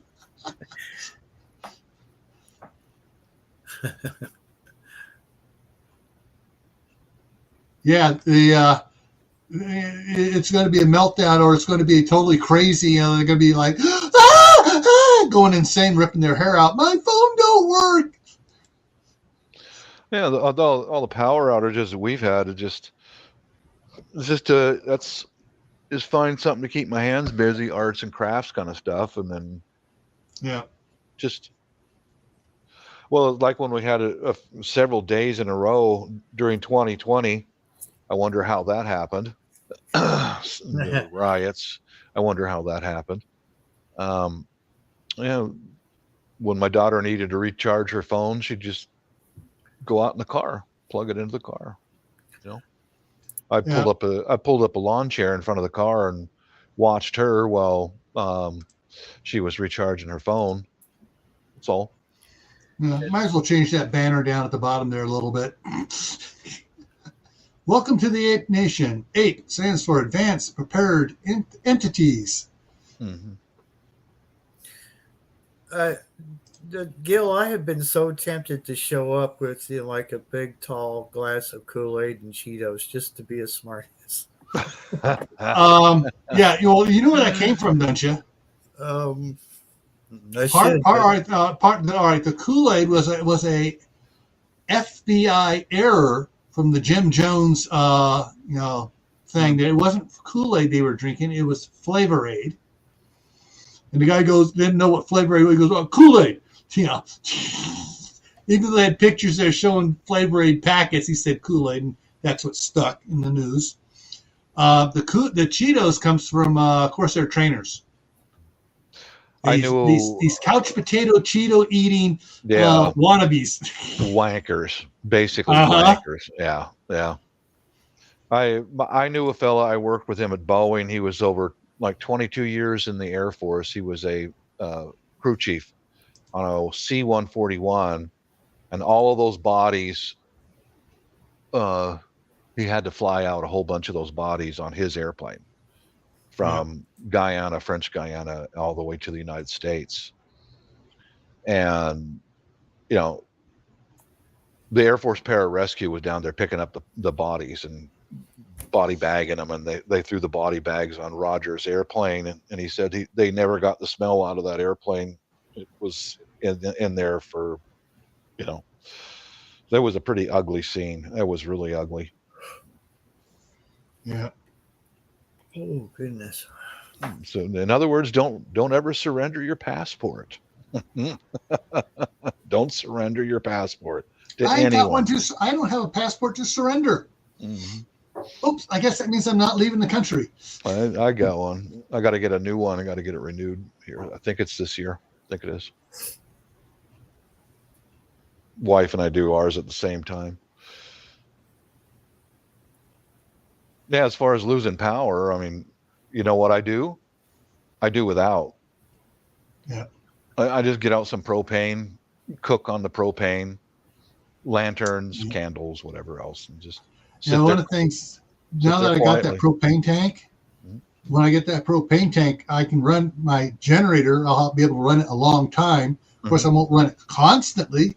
Run it for an hour or half hour to get the refrigerators and freezers all cold again, and charge up my whatever needs to be charged up, and then wait 6 hours, run it for a half hour, wait 6 hours, run it for a half hour. Yeah. There's a couple houses away from here. They've got a generator because we lost power a couple times, just for brief amount of times, and their generator kicks on automatically. And you can hear it, can't you? Yes, you can. You can definitely hear it. Yeah. Yeah. Because the whole area is dead silent except for that generator. Like, yeah. I wouldn't use a generator unless I got it in a fenced in area. Yeah. Keep Well, people I've away. seen some really great, like little garden shed, those plastic garden sheds where they've lined it with the thick polyurethane insulation with a reflective heat thing on it, and put the vents in it, and added the big muffler on it, so makes hardly any noise at all, and you can keep it really quiet. Yeah. They make a shield like that. It's basically a huge metal box that's been heavily insulated, but you could do it cheaper, like Gil said, Yeah. But they will quiet them down to an extent. I would say if you're like 1,000 feet from them, you probably would start hearing it. But Yeah.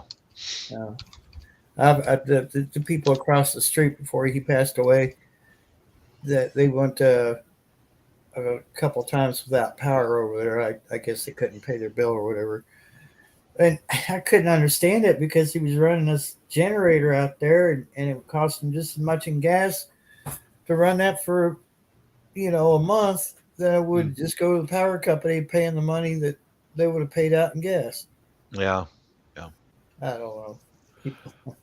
People are strange on this show. All right. So this one's one they made out of wood, but they got it lined and everything else, insulation. I was trying to find the one. Is this the one? Yeah, he took the shed thing and then covered it up and did all sorts of insulation stuff on it.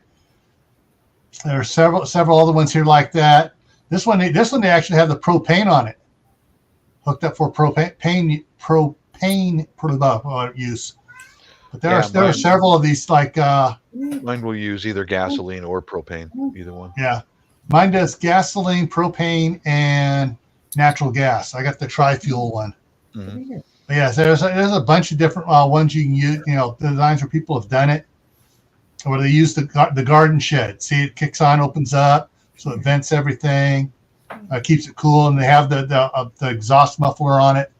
My son wants to build one of these that will act as an EMP shed as well.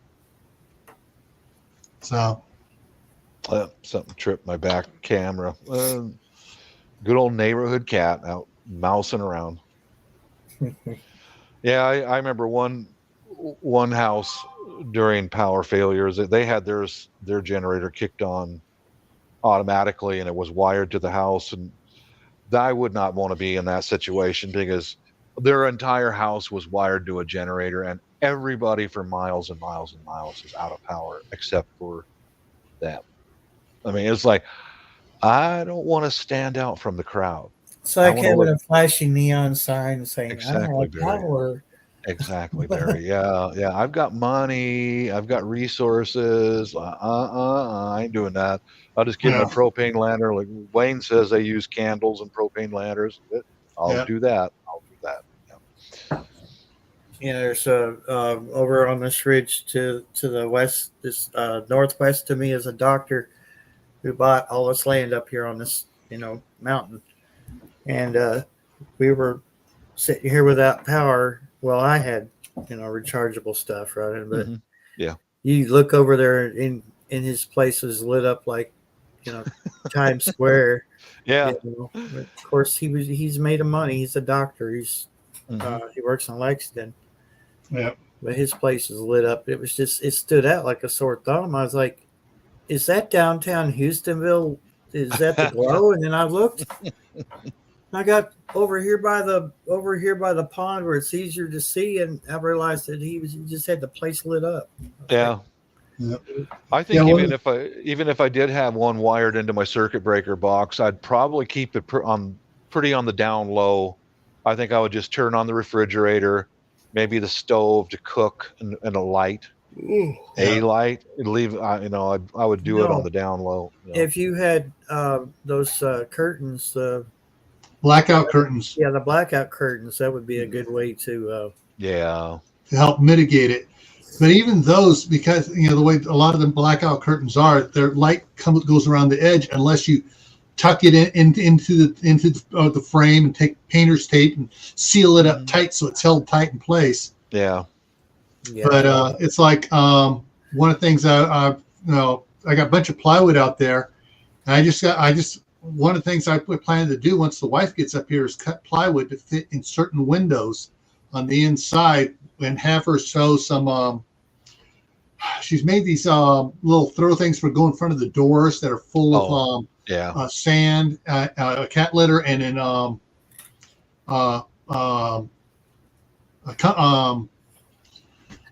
quilt batting inside. So basically, the cat litter or sand keeps it right up against the door and stops cold breeze from coming in the doors. Well, make one of those with just the batting to go around the board and into the like here. Let me show you what I'm talking about here. Yeah, I know what you're talking about. Yeah. So on this window here, I just get a finger here in the right spot. Go from here over to there and down, and just stick it in there so no light would come out of my office here. Yeah, I get it. Mm-hmm. And in the one room that is set up for the boys' playroom, hang on, let me get this squared up here again, is since we want to keep it, even when the boys are in there playing and stuff, we got the LED lights in there, and I don't have to be putting stuff up in front of the window, taking it down. So I have an old box spring set just up against the window with some a moving pad over it. Mm-hmm. And the blinds are all turned down and everything else to stop as much light. And at night, when you turn on the light in that room, you cannot see any light outside of that room. That's good. And so there's like the master bedroom has two narrow windows about this wide, just wide enough for my AC unit to go into it. And those have the blackout curtains on them right now, plus cardboard cut out, the thick shipping cardboard stuff they use when they ship stuff inside and in there to help insulate the windows. And so but we got 4 more of the blackout curtains here, just sitting here, but I got probably about a dozen or so of the Harbor Freight moving blankets. So, we go out, we'll be blacked out. It'll look like we're totally blacked out, but we'll have light inside the house, even if it's just candles and oil lamps. But outside, you won't be able to tell. You'll think we're just out of power like everybody else, or more so, because several people in town have solar panels. I gotta check my camera history. I just heard a weird growl on one of my outside cameras. That was weird. What the heck was that? Power came back. People started talking, especially the mayor's families members. They basically told everyone they had power and what they did. It's like, we didn't open up a refrigerator or anything. Unfortunately, everything survived in our refrigerator and our chest freezers. Yeah. Not telling that, we had, I got like 20 golf cart batteries out there that I keep trickle charged. And I got a couple 2,000 watt inverters. So I can run all my stuff for, a while.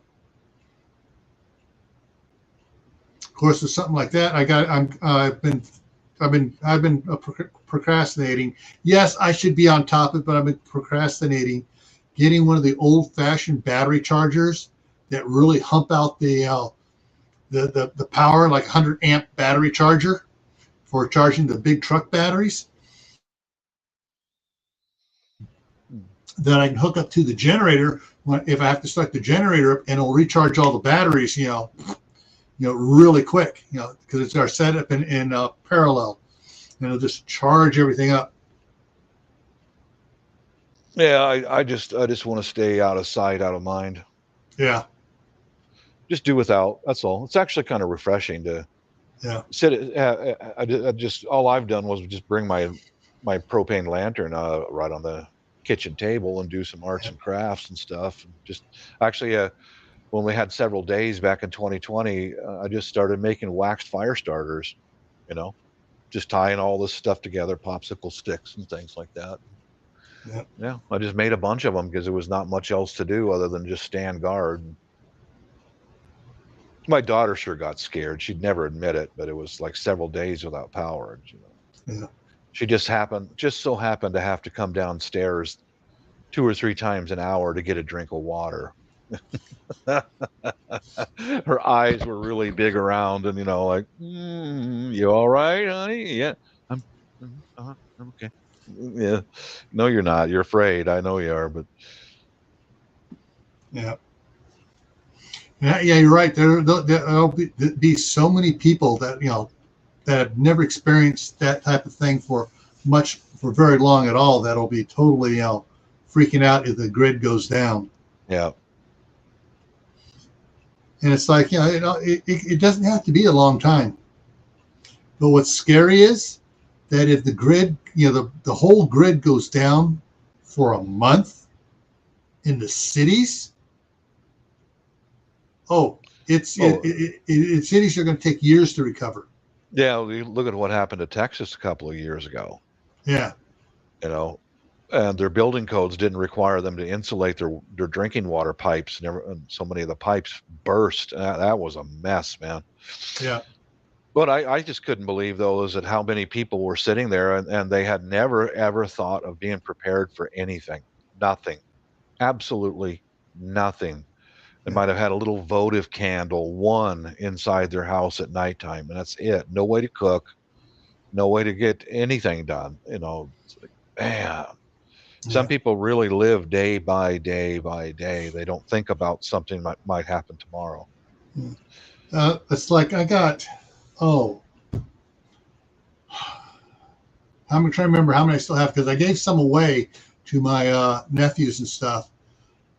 But I still have at least 4 Coleman white gas multi-fuel stoves. Mm-hmm. I have 1 single burner. I have a couple 2 burners and a couple 3 burners, or one 3 burner, whatever. But I got several stoves. Then I got the propane ones from Scout Camp that my wife and I used. Yeah. So it's and those hook up to the green bottles, but I also got the adapter to go to the 20, 30, 40, 100 pound bottles, tanks that I can run off of. And then I got that brand new stove I got, that propane indoor house stove that is made to hook up to the big tanks. So cooking wise, we're set for months. Yeah, we're set up pretty good here. Yeah. I don't really have, but I've been doing. I'm kind of like you, Gil. I've been doing this stuff for years. Yeah. We can get along. Yeah, and the thing is that when it comes to the if it's wintertime and I have the firewood, because the stoves go most of the time, I can boil water on that stove, close to boil. But I got those big, huge. If you see some of my videos on the wood burning stove, you'll see those big pots on there. I got to fill those pots up every day with 3 or 4 gallons of water, because it evaporates out, because it's heating it up and trying to humidify the air. Well, I can just put another pot on there and get the water where it's just about boiling, but you can still cook stuff in it.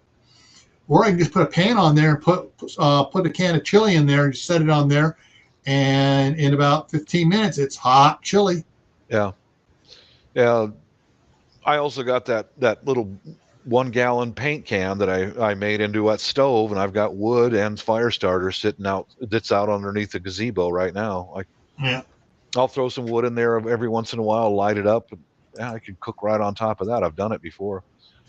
But that's if I run out of propane and everything else, So Okay, where is it? Is this going to let me search? It's not going to let me do that. Why isn't it not let me do that? Sometimes YouTube will allow, when I go to my homepage, and I froze, YouTube will allow me, it says search videos across your channel. mm-hmm. And other times it won't let me do that. Let me see if I go to, well, let me do it in I got to go into YouTube Studio to do it. Yeah. Okay, so search across my channel. Stove. All right, so let's see which ones I have here.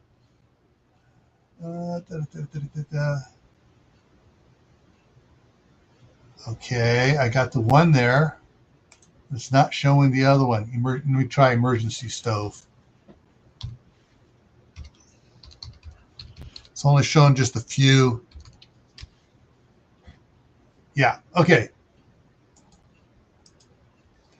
So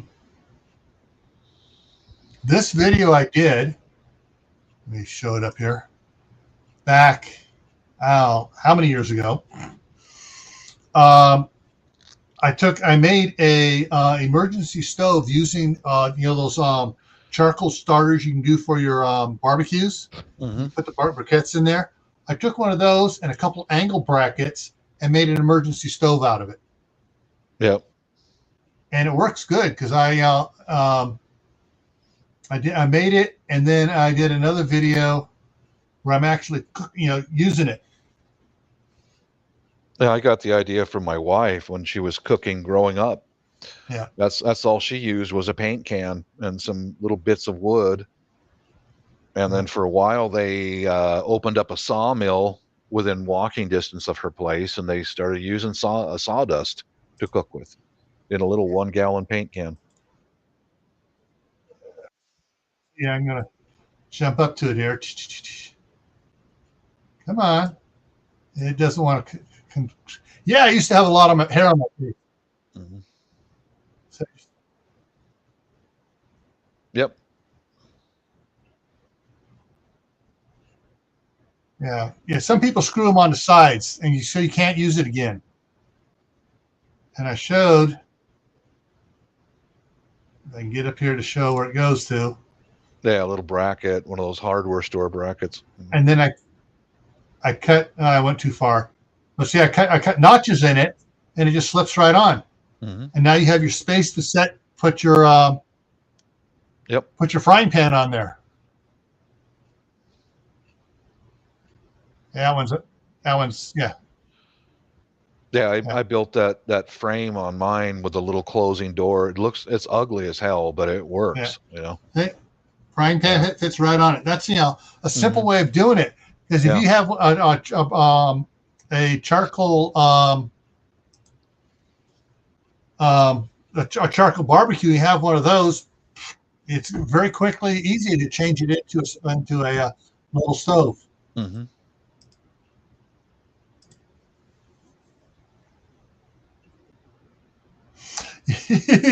Yes, you forgot me with facial hair. Yes, I had a lot of facial hair up until the time that the red dragon came. But my wife was getting upset with me. She was going, yeah, okay, no, you're looking like a hillbilly. Get rid of that. And then the red dragon came and said, okay, I'll get rid of it. Yeah, I'll be right back. Yeah. So yeah. Yeah, there were a couple channels out there that keep telling me grow it back. Like Raven Cat, Homestead Cecilia, she wants me to grow it back. A couple others want me to grow it back. I think Ginger Ninja has told me to grow it back a couple times.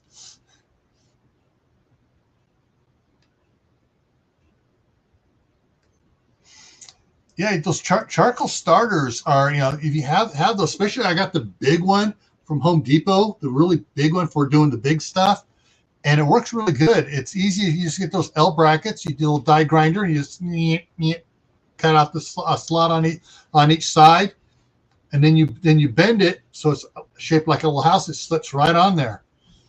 Real easy to do.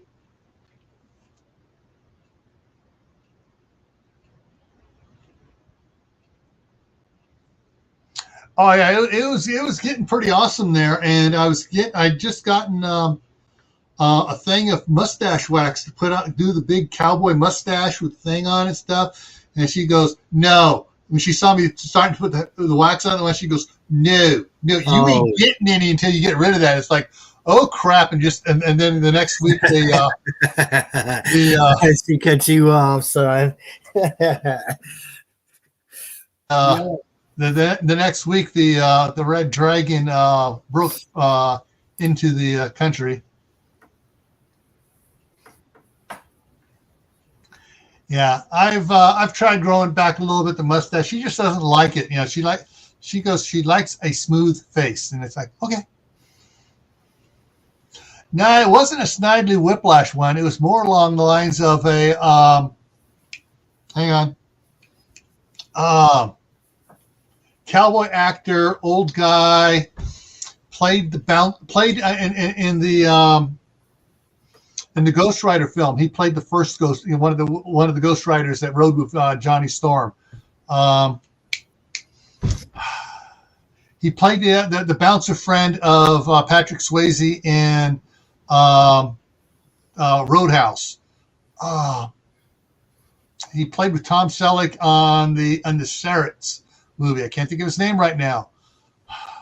Always in cowboy hat, always gruff looking. Oh man.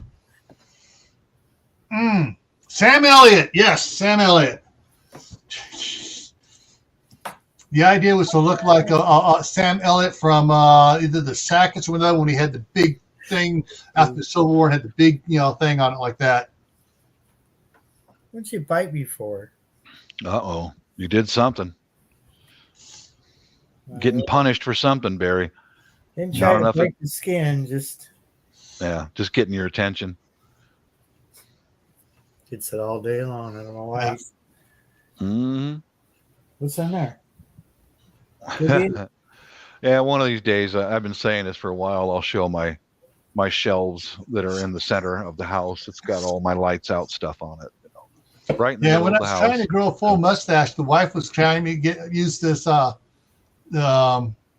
forget which brand it was, stuff that's supposed to soften your hair, like on for her legs and stuff. She's trying to rub it in. Let's get that hair soft and everything else. Is like nasty smelling. Yeah. You can't reason with a cat. Don't even try. That's true. Yeah. So it's like the commercials I've been seeing on Tubi for the Chewy app, where the cat's there. Oh, the Chewy app. He's talking to the lady voice, and she goes, "All right, pet me now. Okay, you were done. Love you. Bye." Just checking up. I really miss my old cat. She would come out in the shop at the old house there and come out, check up on me. Sometimes she want a little lap time, sit on my lap, and then just when she's done, she's done. Don't pursue them. Just leave them alone. When they're done, they're done. That's the way Misty is. She's like the mother cat of everybody, including me. She'll come and check on me, and she'll do that little thing where she puts her paw on me, and she does this thing. She go, huh, like that. And I'm like, I'm okay, hon. And I pet her and tell her everything's okay, and she's cool with that. Yeah, my cat, she used to tap me like this on my leg, tap tap tap. That meant lap time or more attention. And then when she was done getting her love, then she just leave. Okay, go ahead, go on now, go on. Yeah. Don't try to reason with a cat. They know their own mind. No, where is it? Is that the one? Okay. These are pretty much set in their ways. Yeah. Once they're an adult, they are who they are. Yeah. It's kind of dark. They're trying to see what his goatee and hair, but that was the other one I was trying to get. Something big like that. you know, or I had kicks a out on the stash. side. I had a stash like that for a while. It was yeah, got food in it and stuff like that. It was just kind of a pain in the butt, really. Yeah.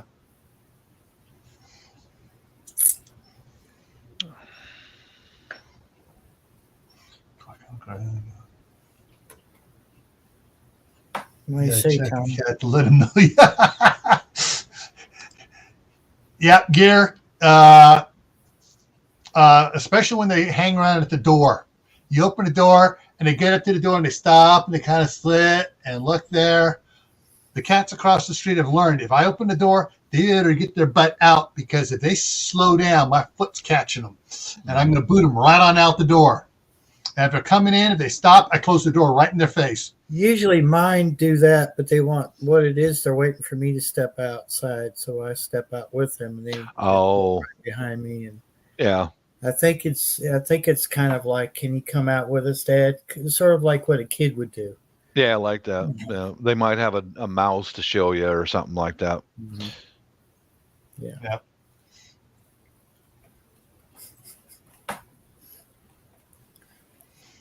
You spoiled. Yeah. Why are you cleaning yourself on camera? Because it's convenient.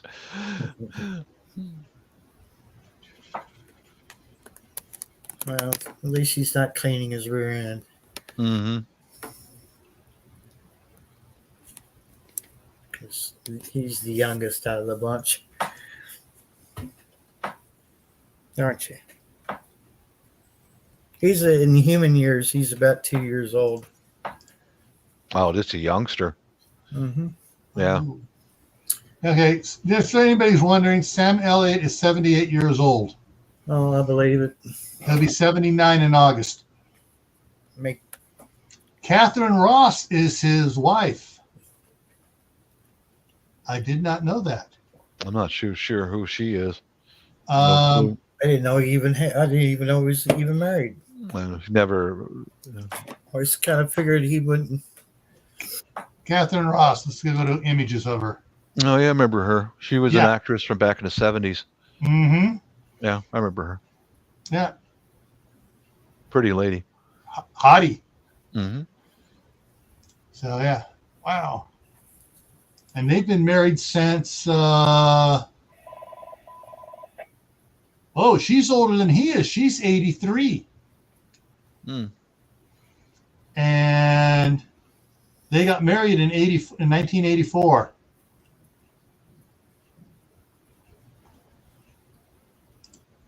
Yeah, Jay, that's what they say. Cats see that you're not out there hunting, so that means you must be hungry. I'll bring you some food. Bring you a bird, or bring you a mouse or something like that. Yeah. Or it's like, here, look what I brought you. Love me. Mm-hmm. Mm-hmm. I found a squirrel on my doorstep. Took out a squirrel. Really? That's a good cat, man. That's a fast cat. Yeah. Wow. My daughters have brought squirrels up several times to the back door there. A lot of the mockingjays around here, they'll nail the mockingjays. The mockingjays get cocky with them because they'll act like they can't get after them, you know. Mm-hmm. And the mockingjay starts hopping closer. It's gone. Mm-hmm. Yeah. I remember one place I lived had a cat. He was mostly wild. He only came in the house during the day and sleep, and that was it. But he would bring us mice all the time, and he'd drop a mouse at the back patio, and I'd wake up the next morning and the mice were consistently gone. Every day they were gone. Sometimes he'd bring 2 or 3 mice, and it was a summer night when I had the window open, and the window was behind me, and I heard something crunching outside. You know what was eating the mice? What? It was a freaking opossum sitting on its tail, sitting up, eating that dead mouse like a popsicle, man. And he looked up at me, looking at him, and he just looked at me, going like, "What, dude? You know? I'm taking care of it for you. I'm cleaning up your patio here." Yeah, I was like, Okay. Yeah, you're welcome to them. Yeah. They're all yours. My daughter's first dog she had over there was an Australian Shepherd. Mhm. That dog thought he was a cat. He would hunt the birds. He'd hunt the mice. He'd hunt the voles, and anything that the cats left at the back door. First thing in the morning when he went out there, and it was gone. My arm is a pillow now. Baby possum for a pet. Okay. Man, we had a Newfoundland, and she used to bring the possums in the house. Yeah, she was so big she could put a young possum in her mouth, and you couldn't see it. She was huge, you know. And I remember one night sitting in the house, and she walked in, blah. She dropped this playing possum at my feet. And oh my God, man! I ran over and grabbed that thing by the tail and threw it outside before it woke up. And it was waking up while I was running towards the door to get it outside. And like, we called her Mama. We called her Mama Dog because she mamaed everything, the cats, everything, you know. And I remember more than once she would just put her big, huge paws on each side of the cats and give the cats a bath. Nope. You know. Oh, she was strong. Damn, those Newfies are a big, strong dog, man. Me too, Don. Grew up watching The Bionic Man, The Bionic Woman, and Charlie's Angels. Yep. That was. And then Airwolf came out. It is a Mach 1 plus helicopter that disengages its rotors when the two turbines on the side engage. Yeah. That had the coolest theme music to it, too. I need my hand, kitty. Sorry. Yeah, fishes. I remember that was a topic at school. The two of them should get married or something. The Bionic Man and woman should get married. What was the young lady's name in Bionic Woman? Jamie something? Jamie Summers. Jamie Summers. She's cute. She was really cute, but you know.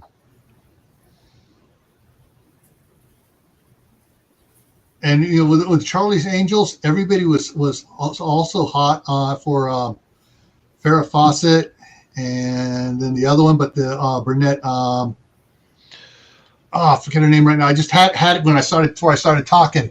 Jacqueline Smith? Mm-hmm. Yes. She was beautiful. That woman was stunningly beautiful. I thought she was far more attractive than Farrah, but Farrah had that whole hair thing going on.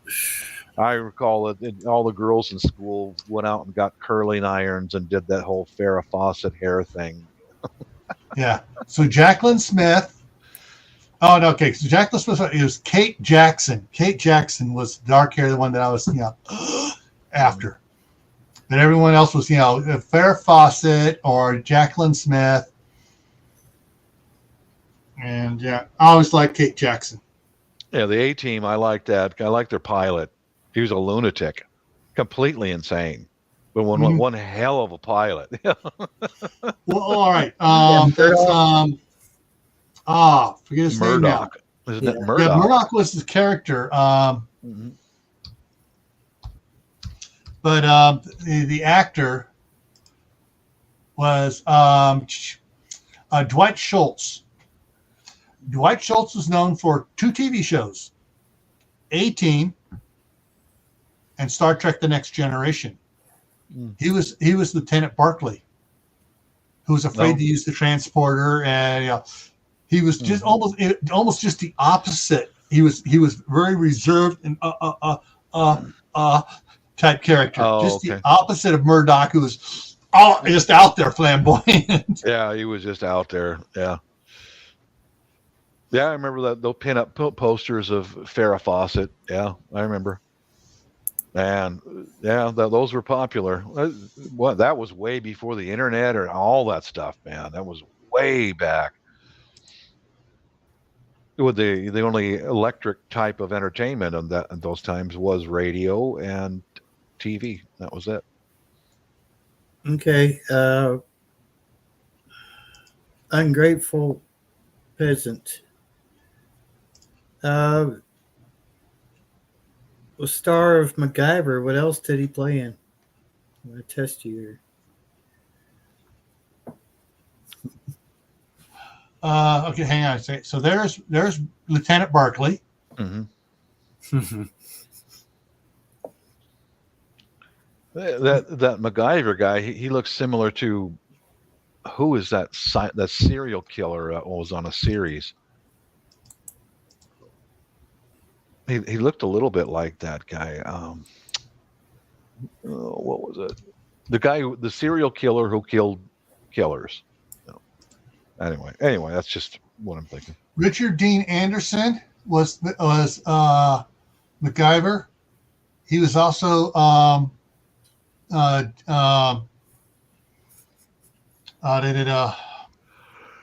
Stargate TV show. Jack. You realize that I worked second shift for 22 years, so most of the stuff never saw it. Yeah. No, I think the last TV show I was following and interested was like the A-Team. Yeah. Then I started got out of the Air Force, went to second shift, and never really watched TV from then on for all those years. I mean, people talk about all these series. I just never saw them, and I didn't care to record it. It wasn't that interesting. The Stargate, Dexter. the Stargate, the crew of Stargate were Air Force people. Oh yeah. Mm-hmm. Yep. Yeah.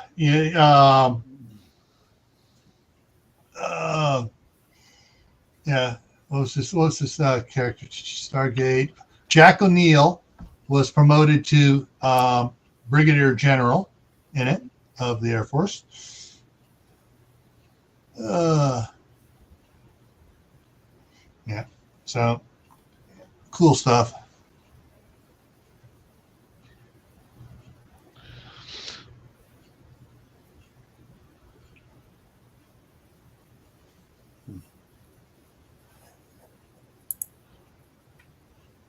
Yeah, the Air Force is pretty much the quiet service. They don't. Yeah. It's not boastful. It's not braggadocious.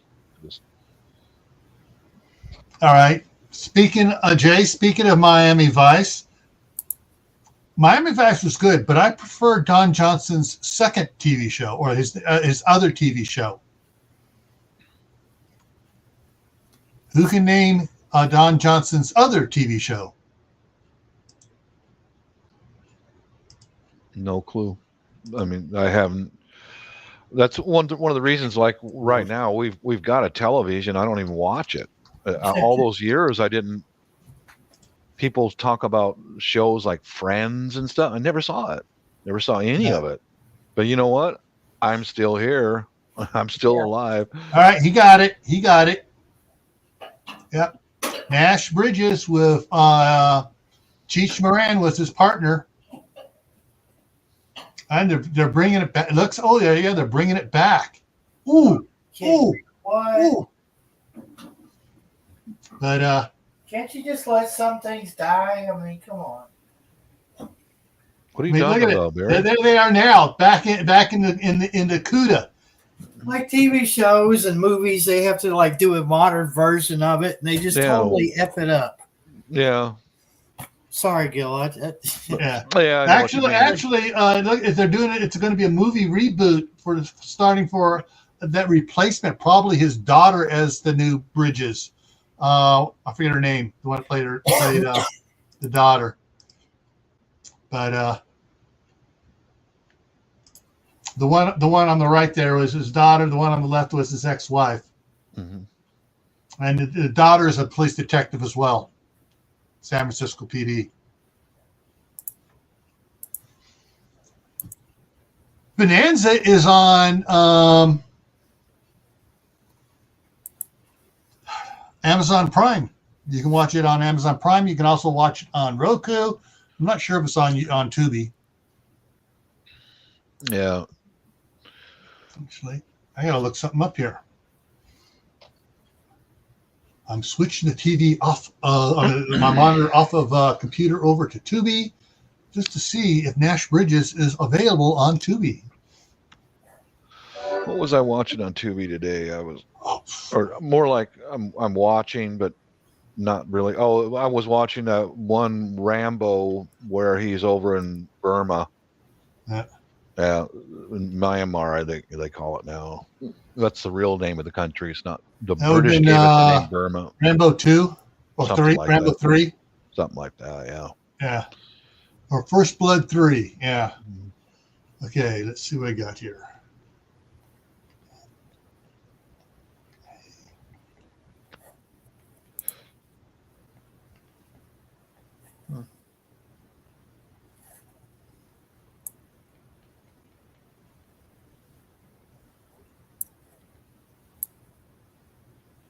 Nope, it's not coming up. Usually by the time I get, that far into it, the only thing Nash is coming is Nash Corbin, one of the characters from the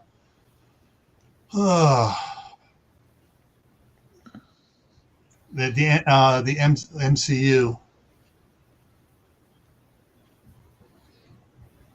My other shot here at it is on Roku. Yeah, I love Nash Bridges. I love the theme song from it too.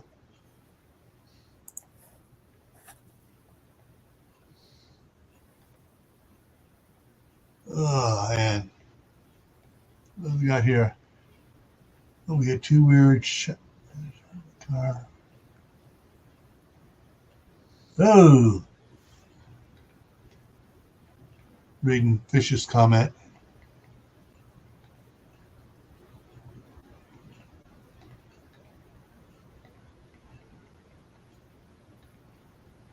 Well, on Roku, when I typed in Nash, it came up all the stuff for Nashville.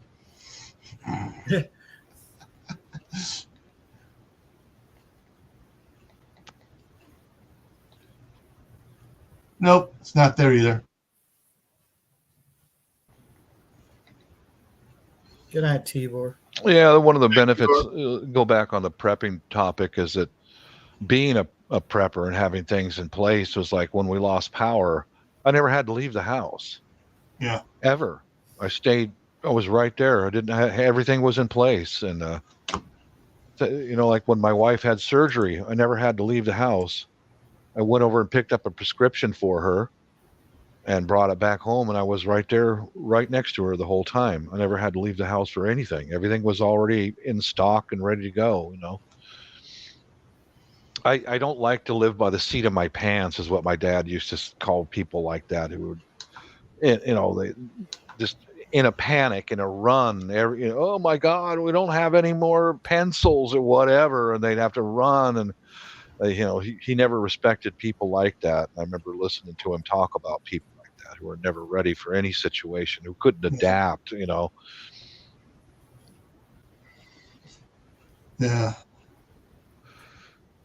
But ever since when I bought the house over here, one of the first things I started to do was stocking up what I couldn't stock over at the other house because my daughter was living there and with her family. Yeah. So over here with the shop and stuff, I started stocking up on certain things. And one of the things I stocked up on was toilet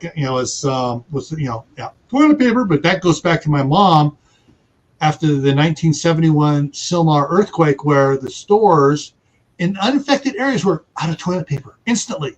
The one thing that was gone from the store first, toilet paper, then milk. Then bread. Do earthquakes cause diarrhea or something? I mean, everybody was shitting their pants, I guess. Yeah, there's stupid people to do stupid stuff. Yeah. But and then every other natural disaster that occurred around during my life, first thing that disappears from the store, toilet paper. Yeah, second, that's stupid. No, that's stupid. Third thing, bread. Mm-hmm. So, I figured, hey, I stocked up on a lot of the big packages of from Sam's Club of the toilet paper and paper towels, and we got plenty out here. But I also got several boxes of the cheap crap. Oh, you need to trade something for toilet paper? Yeah, sure. Give me a couple cans of the chili you have, then I'll give you here half a dozen rolls of toilet paper. Yeah. Yeah. Well, you guys know that I've traveled a lot overseas, and I know how to take a dump without toilet paper. I just use water, soap and water to wash my butt, Yeah. So we didn't stress about it at all. There was no stress. Your own personal bidet. Yeah. You just learn how to do it when you go to Southeast Asia. They don't have toilet paper in the bathrooms there. You have to bring your own. But they do have soap and water. That's how you do it.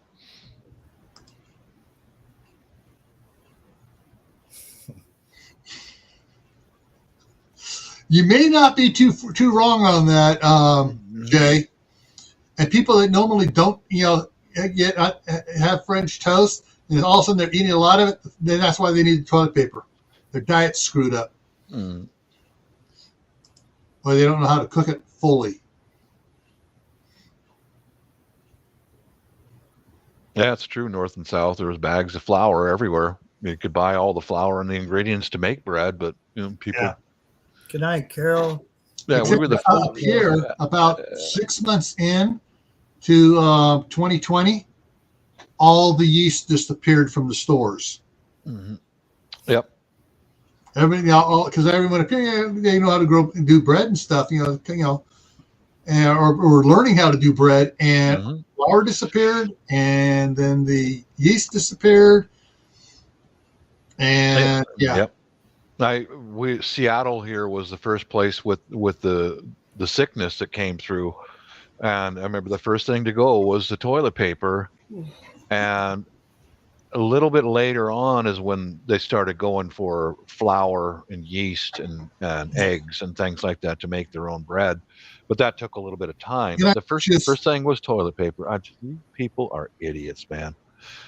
Yeah, I'm surprised the number of people that have very little toilet paper in their house. The people that used to live across the street from us in California, my wife was over talking to them and stuff, and she had to use the bathroom one time, and there was no toilet paper in the bathroom. Yeah. So she had to the sink and wash and everything else. But yeah. Mm-hmm. And it was like and that was the guest bathroom, and they had friends over all the time. Those are the same kind of people who don't keep any spare light bulbs, no toilet paper, no spare light bulbs, nothing. I've known couples like that in my life. It's like, you people just live by the seat of your pants, My dad called them dragging their ass, Yeast vanishes. Jack Daniel's distiller goes into panic mode. Mm-hmm. Oh, wait a minute. So does Budweiser, Pabst Blue Ribbon. Yeah. I've noticed with over the last few years, not really any disruption in what goes on the store shelves. My favorite kind of chili, which is Nally's, it goes the shelf goes empty, but all I do is just go back there the next day in the morning, and it's there. They stock it overnight, or they have one of the reps come in and stock it later in the day. I didn't see much in the way of shortages over the past few years. It just didn't hit us. It's weird. It's hit and miss weird. What they're short of this week, they have plenty of next week, and they're short of something else. Yeah. What gets distributed on the trucks. Mm-hmm. But you said yours is Nally's, ours is Denison's, and my wife loves the Denison's turkey chili because it's lower in fats and stuff. Now that I'm learning more about it, it's like well, maybe you ought to get the ones that have less the chili, the regular beef chili without beans, because it's actually better for you than the turkey chili with beans. Yeah, I've got some cans of Denison, but I've also taken, I've got stuff laying around, and there for a while, I might go ahead and order another case of Nally's chili from Amazon. Yeah. It takes a little while to get here, Bob, but is there a Winco near you? Yes. Mhm. They are always loaded with Nallies. I'll have to check them out one of these days. It's on sale there at Winco more often than not. Okay. And they have a lot of the different flavors of it too. You know, the chunky, the hot and spicy, all the different ones.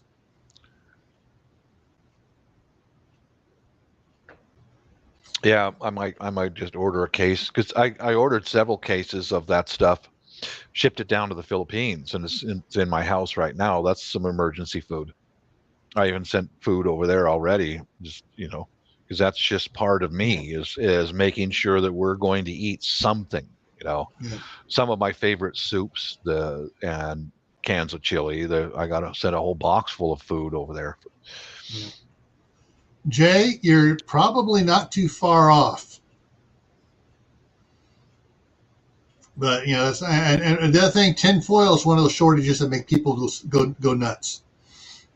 Tinfoil? Oh. Yeah, no, there's no foil. Oh, what am I gonna do? Mm-hmm. I can't make my hat.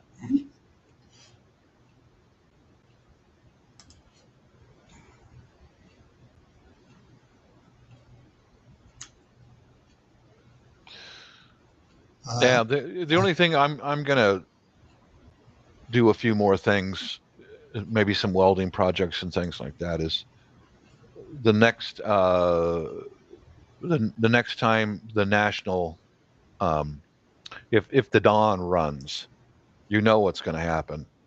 Even if he throws his hat in the ring and officially runs, what's going to happen, especially Seattle, Portland, different places like that. Oh, and Pelosi will probably have a heart attack and die. Hope. I think she already did, didn't she? No. And they just inflated her with helium and set her in a chair or something like that. So they put a robotic thing up there that plays with her dentures and she's been replaced with AI. Yeah. You mean she's doing the max headroom? Yeah, I might.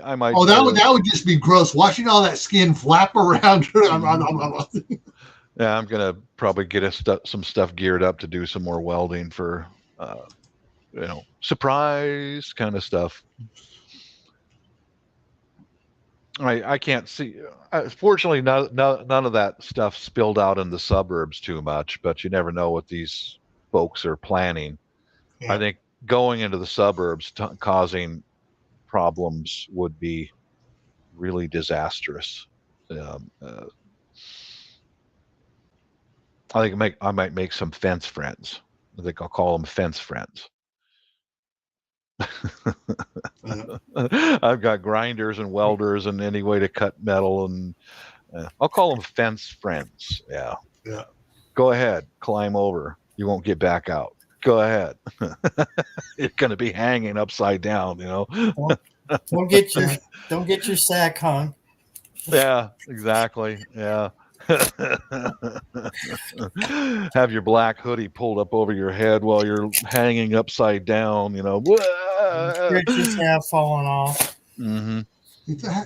You stay hanging up there while I go dig a hole in the garden. Mm-hmm. Yeah. Have you ever seen a Pacific yew tree? Those are rare and endangered. Carol fishes, you nut. That's a great idea. A Pacific yew is a fairly rare and endangered tree. Yeah. Well, see, that's why you get a couple of them and you keep them in pots until you need to plant it in the ground. Mm-hmm. And then you also get to have a bunch of the other seeds that are quote endangered. You get some seeds for endangered plants. Oh, I need to plant some of these flowers around here that are in danger. Mm-hmm. Or we could resort to something even more primitive and have Antifa over for dinner. Oh, wouldn't that be nice? I got a set of carving knives from a thrift store. Having Antifa for dinner. Well, around here, it would be a case of, they came into our account. We don't know where all these vehicles come from. Nobody's around with them. Mhm. The hogs are nice and fat now. Yeah. Yeah, we had a lot of hogs eating good. I don't know how they're going to go home or if they ever come back to their vehicles, but every one of them's empty. There's no Yeah. gas in the tank. I don't know No what gas happened. in the tank. You know, No they've gas in the tank. The oil's The missing batteries out are of the gone? engine. Mhm. Look, the tires, they're all up on blocks. Look, the blocks are gone now. Mhm. Some of them burst into flames. Imagine that. No, they wouldn't burn them around here. They don't want the toxic fate. They just, they all got stripped down. But having Antifa for dinner, over for dinner. What's interesting is that other three-letter acronym group is still listed on DHS's thing as a terrorist organization. Wow. They're still listed there. They didn't get pulled off. Yeah, They're still listed there because some of the rank and file are refusing to remove them because they keep on. Oh, we got more evidence. They're back on again. They're staying there. Yeah, there's stuff that happens behind the scenes with those folks that the public just doesn't see. Like example is the Chaz Chop, the free zone in Seattle 2020. The leader guy who was in charge of all that, he had warrants. So as soon as the Seattle PD shut that place down, they went right after him because they had every reason to do so. They chased him and they got him. But after all that, you don't hear anything about it. That doesn't mean that they're not doing something about it. Right. Because when they shut down that police station there in Capitol Hill, I wonder how many lipstick cameras that they left behind when they were pulling out, not just in that building, but in that entire area with facial recognition, voice recording, everything. Yep. And they go after these guys later, but you never hear about it. Hear about it. Hey, Duncan, have you ever tried, I don't know if you like the jalapeno spam, but try mixing up some jalapeno spam and the bacon spam. It's amazing put together. Really, Barry? Yeah. I haven't tried. Oh, okay. I've tried the bacon spam. That's good. Yeah, it's good. I tried both of them. I mixed them up. I chopped them, chopped them up and put them in with fried potatoes. Mm-hmm. Oh, that sounds good. Amazing. It was amazing. I put a little bit of red onion in there. Uh-huh. Oh my God, it was so good. Yeah. You're right, Wayne. I started off with a stick welder, and then I moved to a wire feed, a MIG welder. It's more accurate. We had in construction.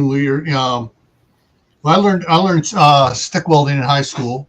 Mm-hmm. But when a construction company put in underground pipe, steel, high pressure water pipe, and it had to be at first they were having to be all stick. Oops. Certain type of stick, all the different things, special ones on it, and then they came around afterwards with a portable X-ray and X-rayed the weld to make sure it was tight. And then they marked, all right, need to grind out and re-weld this piece. And then they got hold of some good, they had Lincoln welders, wire feed welders, and they got hold of some good wire with the right internal flux on it and the argon gas, whatever. And anyway, they started using that and they started going so much quicker. And they finally said, test this. And they're like, test, it's good. But it's not stick.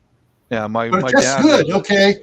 And after a while, they finally got the water companies to go, okay, you guys can use this instead of stick feed because it was so much quicker. And they were able to lower their bids, which the water company liked because then they're cheaper.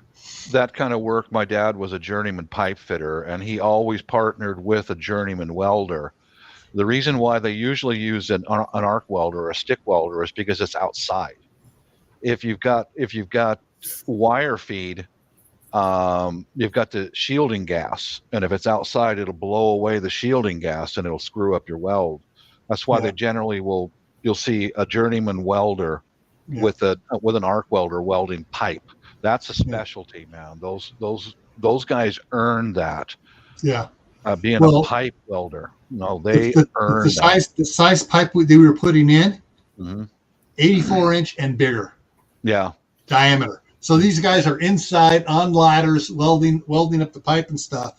Mm-hmm. And when they went to the gas, then they put. I mean, even with a stick, they had fans on the end blowing fresh air in at a certain speed, and so they just matched the speed. Right. But what I liked the best, we had in our shop there, we had this big monster welder that it would wire feed solid wire, hollow core flux wire, and it was be either a MIG or a TIG. You can do both with it. Mm-hmm. And I tell you, I prefer doing TIG welding all day long. Yeah. TIG is very accurate. It's very precise. I've got Wayne said MIG, and I usually just say wire feed because most people don't know what a MIG welder is. And that's my welder right there. It's a Miller. Yeah, my dad had an old stick Miller. Mm-hmm. Oh, buzz box, huh? Yeah. Gasoline powered, two cylinder. Mm-hmm.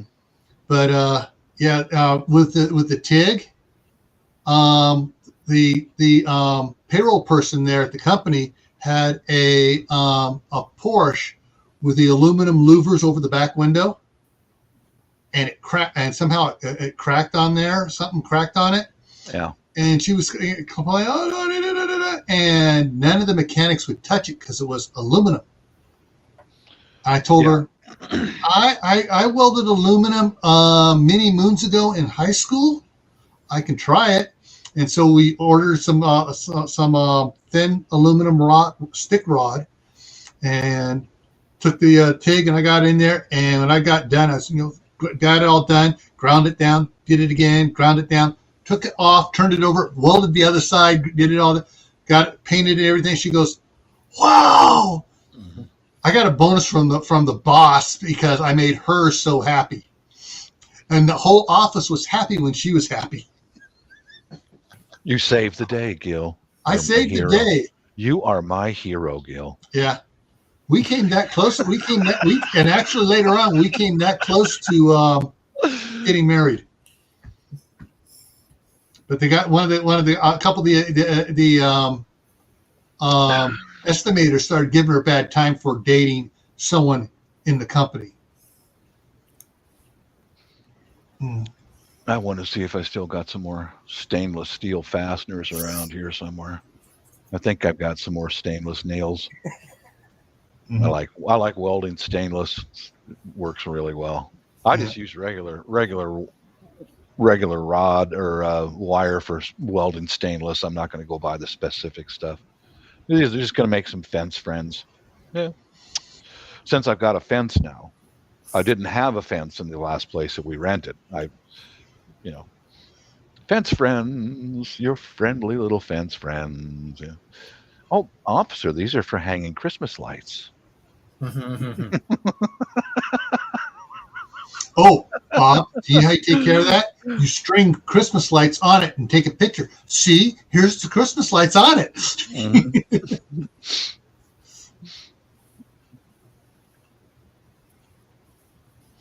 Yeah, north and south froze. North and south, my youngest son, when he was a scout, the first year the scouts offered the welding merit badge, I mean, that summer that they offered it, he was in one of the first classes to get it and got the welding merit badge. He has bought himself a stick welder and a MIG welder. MIG stands for metal inert gas. Yeah, so you got your metal thing with inert gas around it to protect it. Yeah, see, Gil, you were so impressive with your welding aluminum. It's Jay's comment there. That's a method of courtship. Wow. Mm-hmm. Gil, can I have your autograph? No, because I didn't win her. Actually, I think I wound up with and she was Air Force too. She was an Air Force Reserve. Mm. up at Travis Air Force Base. Wow. So I married another accountant instead from the Army.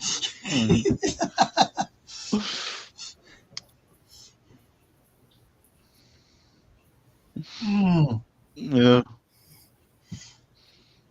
I think I still got some stainless nails around here and stuff like that. Yeah. Well, Jay, the other thing, another strategy I used for the staff sergeant was Be right back. when there was somebody creeping around outside, the bullpup shotgun came out, and with the big old light on it, and I went out there, and no, they're all gone. They heard me coming. When I racked the shotgun, went out the door, I heard feet hitting sidewalk, and someone going down the street as fast as they could. Yeah. And it was about 2 weeks later we got engaged. So having a good bullpup shotgun at the house ready, to impress the lady works.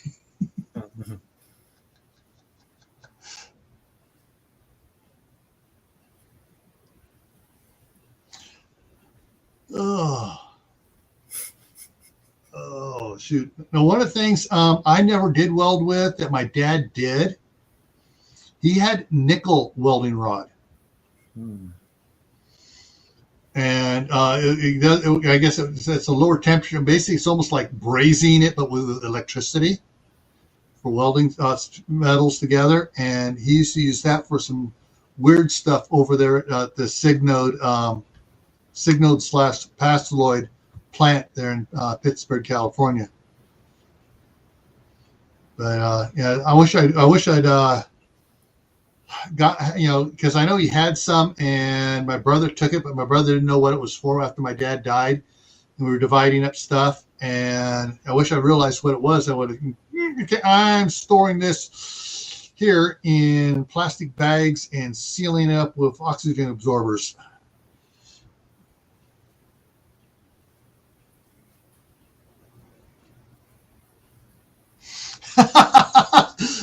There's one for you. See that? Yeah, dating website. Oh my God. I know how to weld. Mm-hmm. Well, of course, right now, do what the women are uploading now to the dating sites. I got chickens, which means I have eggs.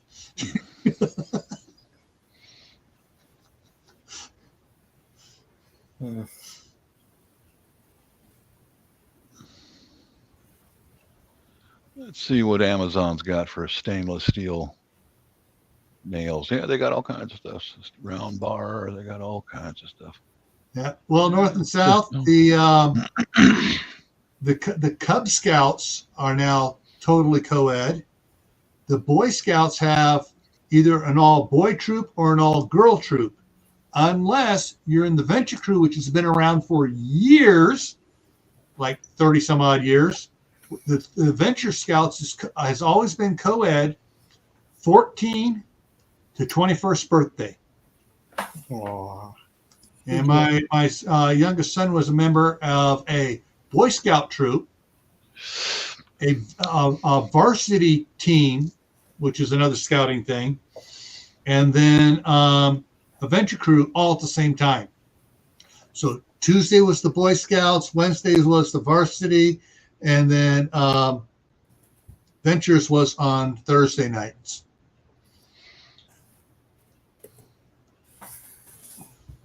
Oh, these are the grip shank nails. Oh, those are nice. I like those. I've got a lot of grinding stones for stainless, and I can sharpen these things up really nicely. Oh, I'm just too damn devious. I don't know. I might make a few things like that before we throw those ballots into the mailbox. Have a few things ready. I got a few things already set up, but might make a few more. My biggest problem is waiting for the weather to change, because to run those white grind wheels, it makes so much damn dust, man. And I've got to have that garage door open with a fan to blow it outside. And I'm an old wussy. I don't like being cold. Leaving that damn door open all day, grinding nails. Yeah, I can't handle the cold much anymore. I don't like it, Barry. I I really got don't. fussed at by the neighbor the other day, the one I get my firewood from. They said, you know, you're really not supposed to be out working in the cold, let alone working. Mm-mm. And I mean, they mean well, but what am I supposed to do? Sit in the house, bored to death? I mean, Yeah. it's been so mild here, Mm-hmm. you know. All right. Yeah. We're coming up on 3 hours here, guys, and I'm going to go ahead and wrap it up here. But tomorrow night, Bob, on Camp Patton Family Compound, my other channel, the topic is recycling things for odd purposes. I'll send you the link. Okay. I'm also going to try to get CR in there, too, because he does the same thing, recycles things for odd purposes. Yeah, he's very he's very good about that. He is. Yeah. Mm-hmm. All right, guys, I'm gonna bounce out. Yeah. All right, folks. So tomorrow night, Camp Patton Family Compound, recycling things for odd purposes. Monday on Camp Patton Family Compound for the Monday Night Fireside Chat is going to start out with a little bit about the update on the weight loss challenge going on, how the teams are doing, and then we're going to kind of go open chat, whatever we're going to talk about. Tactical Tuesday is going to be a special one.